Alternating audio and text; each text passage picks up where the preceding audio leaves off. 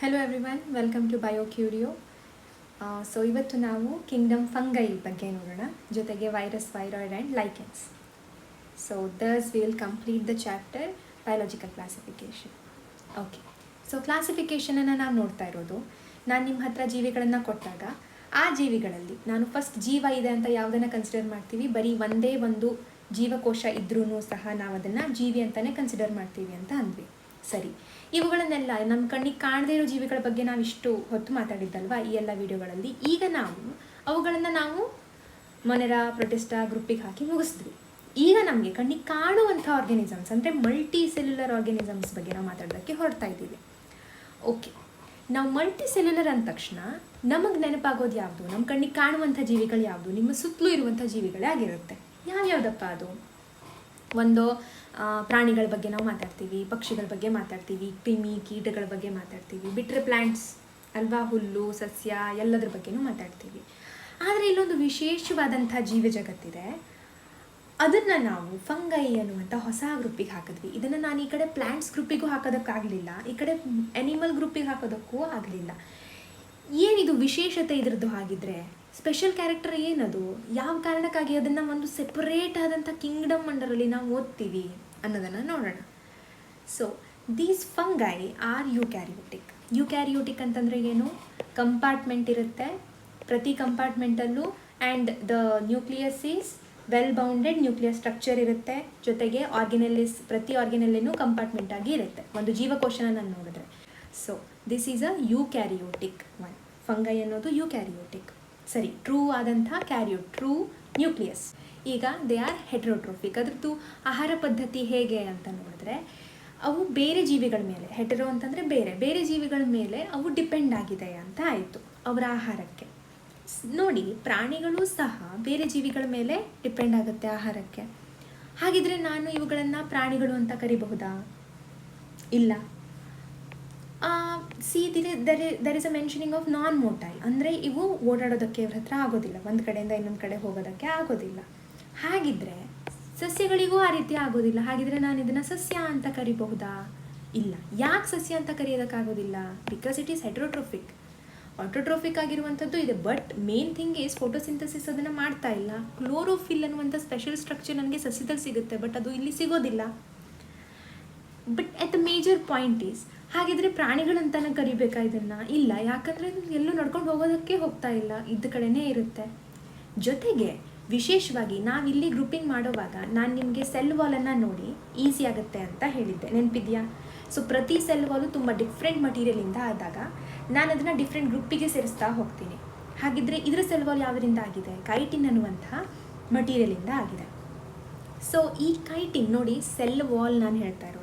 ಒಂದು ಸೆಲ್ ಆದರೆ ಅದಕ್ಕೆ ಅದ್ರ ಸುತ್ತಲೂ ಒಂದು ಪ್ರೊಟೆಕ್ಟಿವ್ ಲೇಯರ್ ಬರುತ್ತೆ, ಅದನ್ನು ಸೆಲ್ ವಾಲ್ ಅಂತ ಕರಿತೀವಿ. ಈ cell wall is made up of chitin.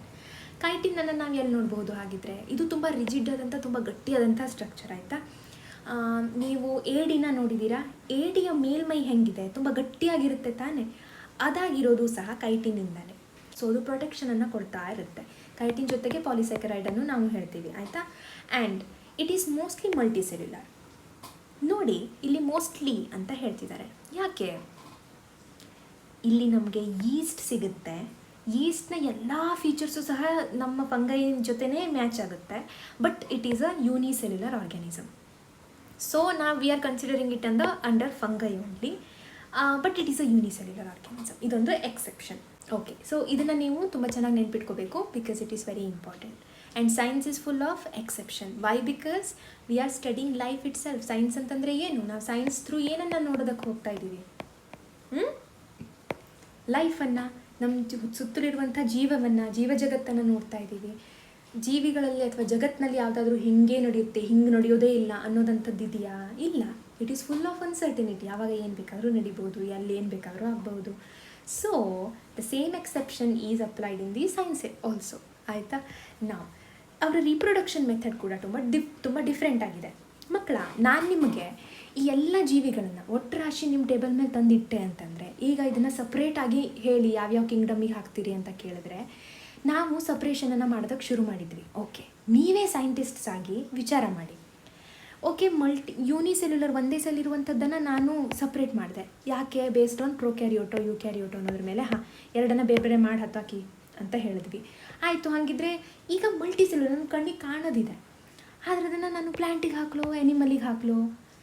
ಈ ಕ್ವಶನ್, ಈ ಫಂಗೈನ ಪ್ಲ್ಯಾಂಟಿಗೆ ಹಾಕಿದ್ರೆ ಸರಿಯಾಗುತ್ತೇನೋ ಅನ್ನುವಂಥ ಅನುಮಾನ ಬಂದು ಅದನ್ನು ಪ್ಲ್ಯಾಂಟ್ ಕಿಂಗ್ಡಮಿಗೆ ಸಹ ಹಾಕಾಗಿತ್ತು. ಆದರೆ ತದನಂತರದಲ್ಲಿ ಇದರ ವಿಶೇಷವಾದಂಥ ಕೀ ಡಿಸ್ಟಿಂಕ್ಟಿವ್ ಫೀಚರ್, ಅದನ್ನು ತನ್ನದೇ ಆದಂಥ ಒಂದಿಡೀ ಕಿಂಗ್ಡಮ್ ಅಲ್ಲಿನೇ ಇದನ್ನು ಕನ್ಸಿಡರ್ ಮಾಡೋದಕ್ಕೆ ಶುರು ಮಾಡಿದ್ರು. ಏನದು ಡಿಸ್ಟಿಂಕ್ಟಿವ್ ಫೀಚರ್? ಆ ಡಿಸ್ಟಿಂಕ್ಟಿವ್ ಫೀಚರನ್ನೇ ನಾವೀಗ ಸ್ಟಡಿ ಮಾಡಬೇಕು. ಯಾಕೆ? ಉಳಿದಿದ್ದೆಲ್ಲ ತುಂಬ ಸಿಮಿಲರ್ ಇರುತ್ತೆ, ಬೇರೆ ಆರ್ಗ್ಯಾನಿಸಮ್ಸ್ ಅಥವಾ ಬೇರೆ ಕಿಂಗ್ಡಮ್ ಜೊತೆ ಸಿಕ್ಕಾಪಟ್ಟೆ ಸಿಮಿಲಾರಿಟೀಸ್ ಇರಬಹುದು. ಆದರೆ ಈ ಡಿಸ್ಟಿಂಕ್ಟಿವ್ ಫೀಚರೇ ಅದನ್ನು ಸಪ್ರೇಟ್ ಮಾಡೋದು ಆ ಕಿಂಗ್ಡಮಿಂದ. ಏನದು? ಅದರ ಫೀಡಿಂಗ್, ಅದ್ರ ಫುಡ್ ಹ್ಯಾಬಿಟ್ ಏನಿದೆ ಅದು, ಅಥವಾ ಅದು ಸ್ಟೋರೇಜ್ ಮೆಕ್ಯಾನಿಸಮ್ ಇದೆಯಲ್ಲ, ಫುಡ್ಡನ್ನು ಸ್ಟೋರೇಜ್ ಮಾಡೋದು ಅದಾಗಿರಬಹುದು, ಅಥವಾ ಅದರ ರೀಪ್ರೊಡಕ್ಷನ್ ಸ್ಟ್ರಕ್ಚರ್, ರೀಪ್ರೊಡ್ಯೂಸಿಂಗ್ ಟೈಪ್ ಏನಿದೆ ಅದರಲ್ಲಿ ಆ mode of reproduction is also different. So ಈ 3 ಮೇನ್ ರೀಸನ್ನಿಂದಾಗಿ ನಾವು ಈ ಫಂಗೈಯನ್ನು ಒಂದು ಸಪ್ರೇಟ್ ಕಿಂಗ್ಡಮ್ ಆಗಿ ಪ್ಲೇಸ್ ಮಾಡ್ತೀವಿ. So this is about the basics of fungi.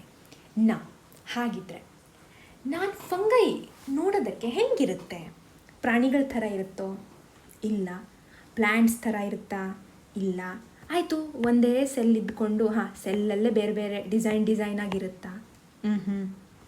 ಹೆಂಗಿದೆ? So this is how fungi looks like. ಇದರ ಮೇನ್ ಬಾಡಿ ಏನಿದೆ ಇದನ್ನು ನಾವು ಮೈಸೀಲಿಯಮ್ ಅಂತ ಕರಿತೀವಿ. So mycelium is like a network of structure. ನೋಡ್ತಾ ಇದ್ದೀರಾ? ನೋಡಿದ್ರೇ ಅನಿಸುತ್ತೆ ಒಂದಿಡೀ ನೆಟ್ವರ್ಕ್ ವೆಬ್ ಕ್ರಿಯೇಟ್ ಆಗಿದೆ ಇಲ್ಲಿ. ಹಾಗಿದ್ರೆ ಇವೆಲ್ಲ ಏನು? ಈ ವೆಬ್ಬಿಂಗ್ ಸ್ಟ್ರಕ್ಚರ್ಸ್ ಕಾಣ್ತಾ ಇದ್ದಾವಲ್ಲ, ಅವೆಲ್ಲ ಏನು? ಓಕೆ, ಸೊ ಇದನ್ನು ನಾನು ಪ್ರತಿಯೊಂದನ್ನು ನಾವು ಹೈಫೆ ಆಫ್ ದ ಮೈಸೀಲಿಯಮ್ ಅಂತ ಕರಿತೀವಿ. ಈ ಹೈಫೆನ ನೀವು ಹೈವೇ ಅಂತ ನೆನ್ಪಿಟ್ಕೊಳ್ಳಿ, ಬೇಗ ನೆನಪಿಗೆ ಬರುತ್ತೆ. ಹೈಫೆ ಒಂದೊಂದು ಹೈವೇ ಥರ ಹೋಗುತ್ತೆ, ಆಯಿತಾ? ಹಾಗಿದ್ರೆ ಮೈಸೀಲಿಯಮ್ ಸ್ಟ್ರಕ್ಚರ್ ನಾನು ಹಿಂಗೆ ಬಿಡಿಸ್ಬೇಕಾ? ಇಲ್ಲ. ಈ ಹೈಫೆ ಏನಿದೆಯಲ್ಲ ಮಕ್ಕಳೇ, ಇದು ಒಂದೇ ಮತ್ತೆ ಸಪ್ರೇಟ್ ಆಗಬಹುದು, ಅಥವಾ ಇನ್ನೊಂದು ಹೈಫೆ ಜೊತೆ ಅದು ಸೇರ್ಕೋಬಹುದು. ಫುಲ್ ಆಫ್ ಹೈಫೆ ನೆಟ್ವರ್ಕನ್ನು ಇದು ಕ್ರಿಯೇಟ್ ಮಾಡುತ್ತೆ. ಒಂದು ಬ್ರ್ಯಾಂಚ್ ಹೊಡೆಯುತ್ತೆ, ಅಥವಾ ಇನ್ನೊಂದು ಹೈಫೆ ಜೊತೆ ಕನೆಕ್ಟ್ ಆಗಿ ಮತ್ತೆ ಹೊಸದಾಗಿ ಮತ್ತೊಂದು ಹೈಫೆನೇ ಕ್ರಿಯೇಟ್ ಆಗುತ್ತೆ. ಸೊ ಇದು ಈ ರೀತಿ ಫುಲ್ ಹೆಂಗೆ ಬೇಕೋ ಹಾಗೆ ಇರುತ್ತೆ. So that is why it creates a web like structure. Web like ಅಂತಂದರೆ ಏನು? ಜೇಡ್ರ ಬಲೆ ಥರ ಇಲ್ವಾ?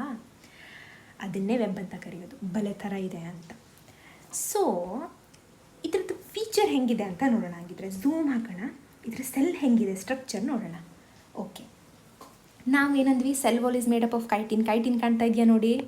ಅದರ ಹೊರಗಡೆ ಒಂದು ಲೇಯರ್ ಕಾಣ್ತಾ ಇದೆ, ಇದನ್ನು ನಾನು ಕೈಟಿನ್ ಅಂತ ಕರಿತೀವಿ, ಆಯಿತಾ? ಸೊ ಈ ಕೈಟಿನ್ ಲೇಯರ್ ಏನಿದೆ ಇದು ಹೈಫೆಗೆ ಪ್ರೊಟೆಕ್ಷನ್ ಲೇಯರ್ ಆಗಿ ಕೆಲಸ ಮಾಡ್ತದೆ, ಅಂದರೆ ಅದಕ್ಕೆ ರಕ್ಷಣೆಯನ್ನು ನೀಡ್ತಾ ಇರುತ್ತೆ. ಈಗ ನಾವೀಗೇನು ಮಾಡಬೇಕು? ಒಂದು ಸೆಲ್ಲನ್ನು ನಾವು ನೋಡಿದ್ರೆ ನಮಗೆ ಆ ಜೀವಿ ಬಗ್ಗೆ ನೋಡ್ಕೊಳ್ಳೋದಕ್ಕೆ, ಅದರ ಅರ್ಥ ಮಾಡ್ಕೊಳ್ಳೋದಕ್ಕೆ ಈಸಿ ಆಗುತ್ತೆ ಅಂತ ಹೇಳಿದ್ವಿ. ಹಾಗಿದ್ದರೆ ನಮ್ಮ ಫಂಗೈನ ಸೆಲ್ ಸ್ಟ್ರಕ್ಚರ್ ಹೇಗಿದೆ ಅನ್ನೋದನ್ನು ನಾವು ನೋಡೋಣ. ಸೊ ವಿ ಆರ್ ಝೂಮಿಂಗ್ ಇನ್, ಆಯಿತಾ? ಝೂಮ್ ಇನ್ ಮಾಡ್ತಾ ಇದ್ದೀವಿ. ಈಗ ಒಂದು ವಿಷಯನ ನೆನ್ಪಿಟ್ಕೊಳ್ಳಿ, ನಾವು ಆಲ್ರೆಡಿ ಯೂನಿಸೆಲ್ಯುಲರ್ ಅಂದರೆ ಒಂದೇ ಸೆಲ್ ಇರುವಂಥ ಆರ್ಗ್ಯಾನಿಸಮ್ಸನ್ನು ಮೊನೆರಾ ಮತ್ತು ಪ್ರೊಟಿಸ್ಟಾ ಗ್ರೂಪಲ್ಲಿ ನೋಡಿದ್ವಿ. ಈಗ ನಾವು ಮಿಡ್ಲಲ್ಲಿರೋದು ಫಂಗೈ. ಇನ್ನು ಪಕ್ಕಾ ಮಲ್ಟಿ ಸೆಲ್ಯುಲರ್ ಆರ್ಗ್ಯಾನಿಸಮ್ಸ್ ಅನ್ನೋದಿದೆ ಅಂತಂದರೆ ನಾವು ಪ್ಲ್ಯಾಂಟ್ ಮತ್ತು ಅನಿಮಲ್ ಕಿಂಗ್ಡಮ್ಮು ವೆರಿ ಡಿಸ್ಟಿಂಕ್ಟಿವ್ ಆಗೇ ಇದನ್ನು ಹೇಳುತ್ತೆ. ಇವು ವೆರಿ ಡಿಸ್ಟಿಂಕ್ಟಾಗಿ ನನಗೆ ಇದ್ರ ಮಿಡ್ಲಲ್ಲಿ ಮತ್ತು ಯಾವುದೂ ಸಿಗೋದಿಲ್ಲ. ಇವು ಪಕ್ಕಾ ಮಲ್ಟಿ, ಪಕ್ಕಾ ಯೂನಿಸೆಲ್ಯುಲರು. ಇದ್ರ ಮಿಡ್ಲಲ್ಲಿರೋದು ಫಂಗೈ. ಇಲ್ಲಿಂದ ಇಲ್ಲಿಗೆ ಇವಲ್ಯೂಷನನ್ನು ಹೊಂದಿದೆ. So unicellular to multicellular ಹೋಗುವಾಗ ನನಗೆ ಈ ಫಂಗೈ ಅನ್ನುವಂಥ ಕಿಂಗ್ಡಮ್ ಅಂಡರ್ ನನಗೆ ಯೂನಿಸೆಲ್ಯುಲರ್ ಆರ್ಗ್ಯಾನಿಸಮ್ಸು ಸಿಗ್ತಾ ಇದೆ. ಮೋಸ್ಟ್ಲಿ ಜಾಸ್ತಿಯಾಗಿ ಸಿಗ್ತಾ ಇರೋದು ಮಲ್ಟಿ ಸೆಲ್ಯುಲರ್ ಆರ್ಗ್ಯಾನಿಸಮ್ಸ್.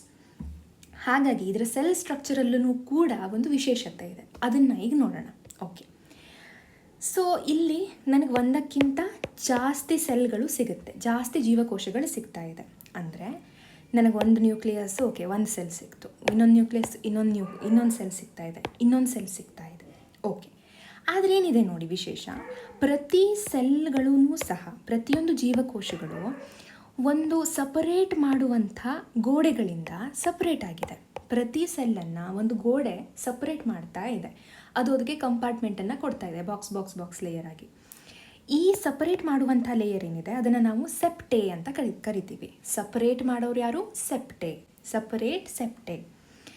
ಸೊ ಇಂಥ ಹೈಫೆ ನಿಮಗೆ ಕಂಡ್ರೆ ಅದನ್ನು ನಾವೇನಂತ ಕರಿತೀವಿ? ಸೆಪರೇಟ್ ಹೈಫೆ, ಸಪರೇಟ್ ಆಗಿರುವಂಥ ಹೈಫೆ ಅಂತ ಕರಿತೀವಿ.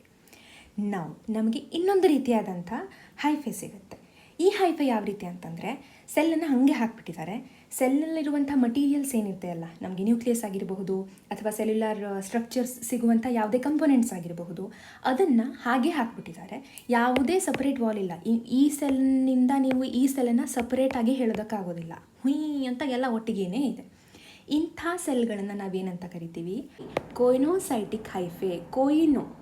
ನೋಬಡಿ ನೋಸ್ ಅದಕ್ಕೆ ಯಾವ ಸೆಲ್ಲಿಂದ ಯಾವ ಸೆಲ್, ಇದು ಯಾವ ಸೆಲ್ಲು ಅದು ಯಾವ ಸೆಲ್ಲು ಅಂತ ಕೇಳಿದ್ರೆ ಯಾರಿಗೂ ಗೊತ್ತಿಲ್ಲ. ಸರಿ, ಸೊ ನಾನು ನಿಮಗೆ ಒಂದು ಮೈಸಿಲಿಯಮನ್ನು ಅಥವಾ ಒಂದು ಫಂಗೈಯನ್ನು ಕೊಟ್ವಿ ಅಂತಂದರೆ ಮೇನ್ ಬಾಡಿನ ನಾವೇನಂತ ಕರಿತೀವಿ? ಮೈಸೀಲಿಯಮ್ ಅಂತ ಕರಿತೀವಿ. ಇವೆಲ್ಲನೂ ಸೇರಿ ಮೈಸಿಲಿಯಮ್ ಅಂತ ಕರಿತೀವಿ. ಓಕೆ, ಸೊ ಈ ಮೈಸೀಲಿಯಮ್ನಲ್ಲಿರುವಂಥ ಪ್ರತಿಯೊಂದು ನೆಟ್ವರ್ಕ್ ಆಫ್ ಥ್ರೆಡ್ ಲೈಕ್ ಸ್ಟ್ರಕ್ಚರ್ಸನ್ನು ಏನಂತ ಕರಿತೀವಿ? ಅದ್ರದ್ದೊಂದೊಂದು ಹೈವೇ, ಅಥವಾ ನೆನ್ಪಿಟ್ಕೊಳ್ಳೋದಕ್ಕೆ ಹೈವೇ ಅಂತ ಬರಿಬೇಡಿ, ಹೈಫೆ ಅಂತ ಕರಿತೀವಿ. ಈ ಹೈಫೆ ನಮಗೆ ಎರಡು ರೀತಿಯಾಗಿ ಸಿಗಬಹುದು. ಒಂದು, ಪ್ರತಿಯೊಂದು ಸೆಲ್ಲನ್ನು ಸಪರೇಟ್ ಮಾಡುವಂಥ ಗೋಡೆಗಳಿದ್ದರೆ ಅದನ್ನು ನಾವು ಸೆಪ್ಟೆ ಅಂತ ಕರಿತೀವಿ. ಆ ಸೆಪ್ಟೆ ಇರುವಂಥ ಹೈಫೆಗಳನ್ನು ಸೆಪ್ಟೇಟ್ ಹೈಫೆ ಅಂತ ಕರಿತೀವಿ. ಅಕಸ್ಮಾತ್ ಅಂಥ ಯಾವುದೇ ಸಪ್ರೇಟ್ ವಾಲ್ ಇಲ್ಲ ಅಂತಂದರೆ ಕೊಯಿನೋಸೈಟಿಕ್ ಹೈಫೆ ಅಂತ ಕರಿತೀವಿ. ಓಕೆ, ಇಲ್ಲಿ ನಿಮಗೆ ಸ್ಟ್ರಕ್ಚರ್ ಇದೆ for the easy reference. Okay, ಈ ರೀತಿ ನೀವು ಸ್ಟ್ರಕ್ಚರ್ನ ಹಾಕಿ ಎರಡು ರೀತಿಯಾದಂಥ ಹೈಫೆನ ಹೇಳಬಹುದು. ಜೊತೆಗೆ ಇಲ್ಲಿ ನೋಡಿ ಯಾವ ರೀತಿ ಮೈಸಿಲಿಯಮ್ ಇದೆ ಅನ್ನೋದನ್ನು. ಇದೇನಿದೆ ಅಲ್ಲ, ಇದು ನಮಗೆ ಇರುವಂಥ ಫ್ರೂಟಿಂಗ್ ಬಾಡಿ. ಈ ಫ್ರೂಟಿಂಗ್ ಬಾಡಿನೇ ನಿಮ್ಮ ಮಶ್ರೂಮ್ ಅಂತ ಕರೆಸ್ಕೊಂಡು. ಓಕೆ, ಮಶ್ರೂಮನ್ನು ತೆಗೆದುಬಿಡಿ. ಇದು ಮಶ್ರೂಮ್ ನಿಮಗೆ ತುಂಬ ರೇರ್ ಕೇಸಸಲ್ಲಿ ಅಡ್ವಾನ್ಸ್ ಆಗಿರುವಂಥ ಫಂಗೈಗಳಲ್ಲಿ ಮಾತ್ರ ನೋಡೋದಕ್ಕೆ ಸಿಗುತ್ತೆ. ಎಲ್ಲ ಫಂಗೈಯಲ್ಲೂ ನೋಡೋದಕ್ಕೆ ಸಿಗೋದಿಲ್ಲ. ಸೊ ಇದೇನು ಸ್ಟ್ರಕ್ಚರ್ ಇದೆಯಲ್ಲ, ಇದು ನಮ್ಮದು ಮೇನ್ ಬಾಡಿ. ಇದನ್ನೇ ನಾವು ಏನಂತ ಕರೆಯೋದು? ಮೈಸಿಲಿಯಮ್ ಅಂತ ಕರೆಯೋದು. ನೋಡಿ ಯಾವ ರೀತಿ ವೆಬ್ ಸ್ಟ್ರಕ್ಚರ್ ಇದೆ ಅಂತ ಅಲ್ವಾ? ಓಕೆ, ನಾವು ಅದ್ರದ್ದು ಫುಡ್ ಹ್ಯಾಬಿಟ್ ಹೇಗಿದೆ ಅಂತ ನೋಡೋಣ. ಸೊ ನಾವು imagine you are a fungi. ಈಗ ನಾನು ಫಂಗೈ ಆಯಿತಾ? ಓಕೆ, ಸೊ ನನ್ನ ಬಾಡಿ ಸ್ಟ್ರಕ್ಚರ್ ಹೇಗಿದೆ ಅಂತ ನೋಡಿ. ಕೈಟಿನ್ ಅನ್ನುವಂಥ ಹೊರಪದರ ನನ್ನಿಂದ ಸುತ್ತುವರೆದಿದೆ. ಈ ಕೈಟಿನ್ ಲೇಯರ್ ಹೇಗೆ ಅಂತ ಅಂದ್ವಿ? ತುಂಬ ರಿಜಿಡ್ ಆದಂಥ ಗಟ್ಟಿ ಪದರ. ಇದರಿಂದ ನಾನು ಫ್ಲೆಕ್ಸಿಬಿಲಿಟಿಯನ್ನು ಹೊಂದಿಲ್ಲ. ಹಾಗಾಗಿ ಜೊತೆಗೆ ಐ ಆಮ್ ನಾನ್ ಮೊಟೈಲ್ ಅಂದರೆ ಒಂದು ಜಾಗದಿಂದ ಇನ್ನೊಂದು ಜಾಗಕ್ಕೆ ನಾನು ಓಡಾಡೋದಕ್ಕಾಗೋದಿಲ್ಲ. ಹಾಗಿದ್ರೆ ಆಹಾರನ ಹೇಗೆ ಪಡ್ಕೋತೀವಿ? ಸರಿ, ನಮಗೇನಾದರೂ ಒಂದು ಫುಡ್ ಸಿಕ್ತು ಯಾವುದಾದ್ರೂ ಒಂದು ಜಾಗದಲ್ಲಿ ಅಂತಂದರೆ, ತನ್ನ ಹೊರ ಪದರಗಳಲ್ಲಿ ಡೈಜೆಸ್ಟಿವ್ ಎನ್ಸೈಮ್ಸನ್ನು ಅದು ಬಿಡುಗಡೆ ಮಾಡುತ್ತೆ. ಈ ಎನ್ಸೈಮ್ಸ್ ಕೆಲಸ ಏನು? ಡಿಕಂಪೋಸ್ ಮಾಡೋದು, ಅಂದರೆ ತುಂಡು ತುಂಡಾಗಿ ಆಹಾರನ ಕತ್ತರಿಸೋದು. ಎಷ್ಟು ಸಣ್ಣ ತುಂಡಾಗಿ ಕತ್ತರಿಸುತ್ತೆ ಅಂತಂದರೆ ಈ ಬಾಡಿ ಏನಿದೆ ಅದನ್ನು ಹೀರ್ಕೋಬೇಕು. ಸೊ ದಟ್ ಅದಕ್ಕೆ ಆಹಾರ, ನ್ಯೂಟ್ರಿಷನ್ ಸಿಗಬೇಕು ಅನ್ನೋ ಕಾರಣಕ್ಕೆ ಆ ಮೂಲಕ ಇದು ಆಹಾರವನ್ನು ಪಡ್ಕೊಳ್ಳುತ್ತೆ. ಸೊ ಇದು ನಿಮಗೆ ಮತ್ತು ಯಾವ ಕಿಂಗ್ಡಮಲ್ಲೂ ಸಿಗೋದಿಲ್ಲ, ಬರೀ ಫಂಗೈಯಲ್ಲಿ ಮಾತ್ರ ಈ ವಿಶೇಷತೆ ಇರೋದು.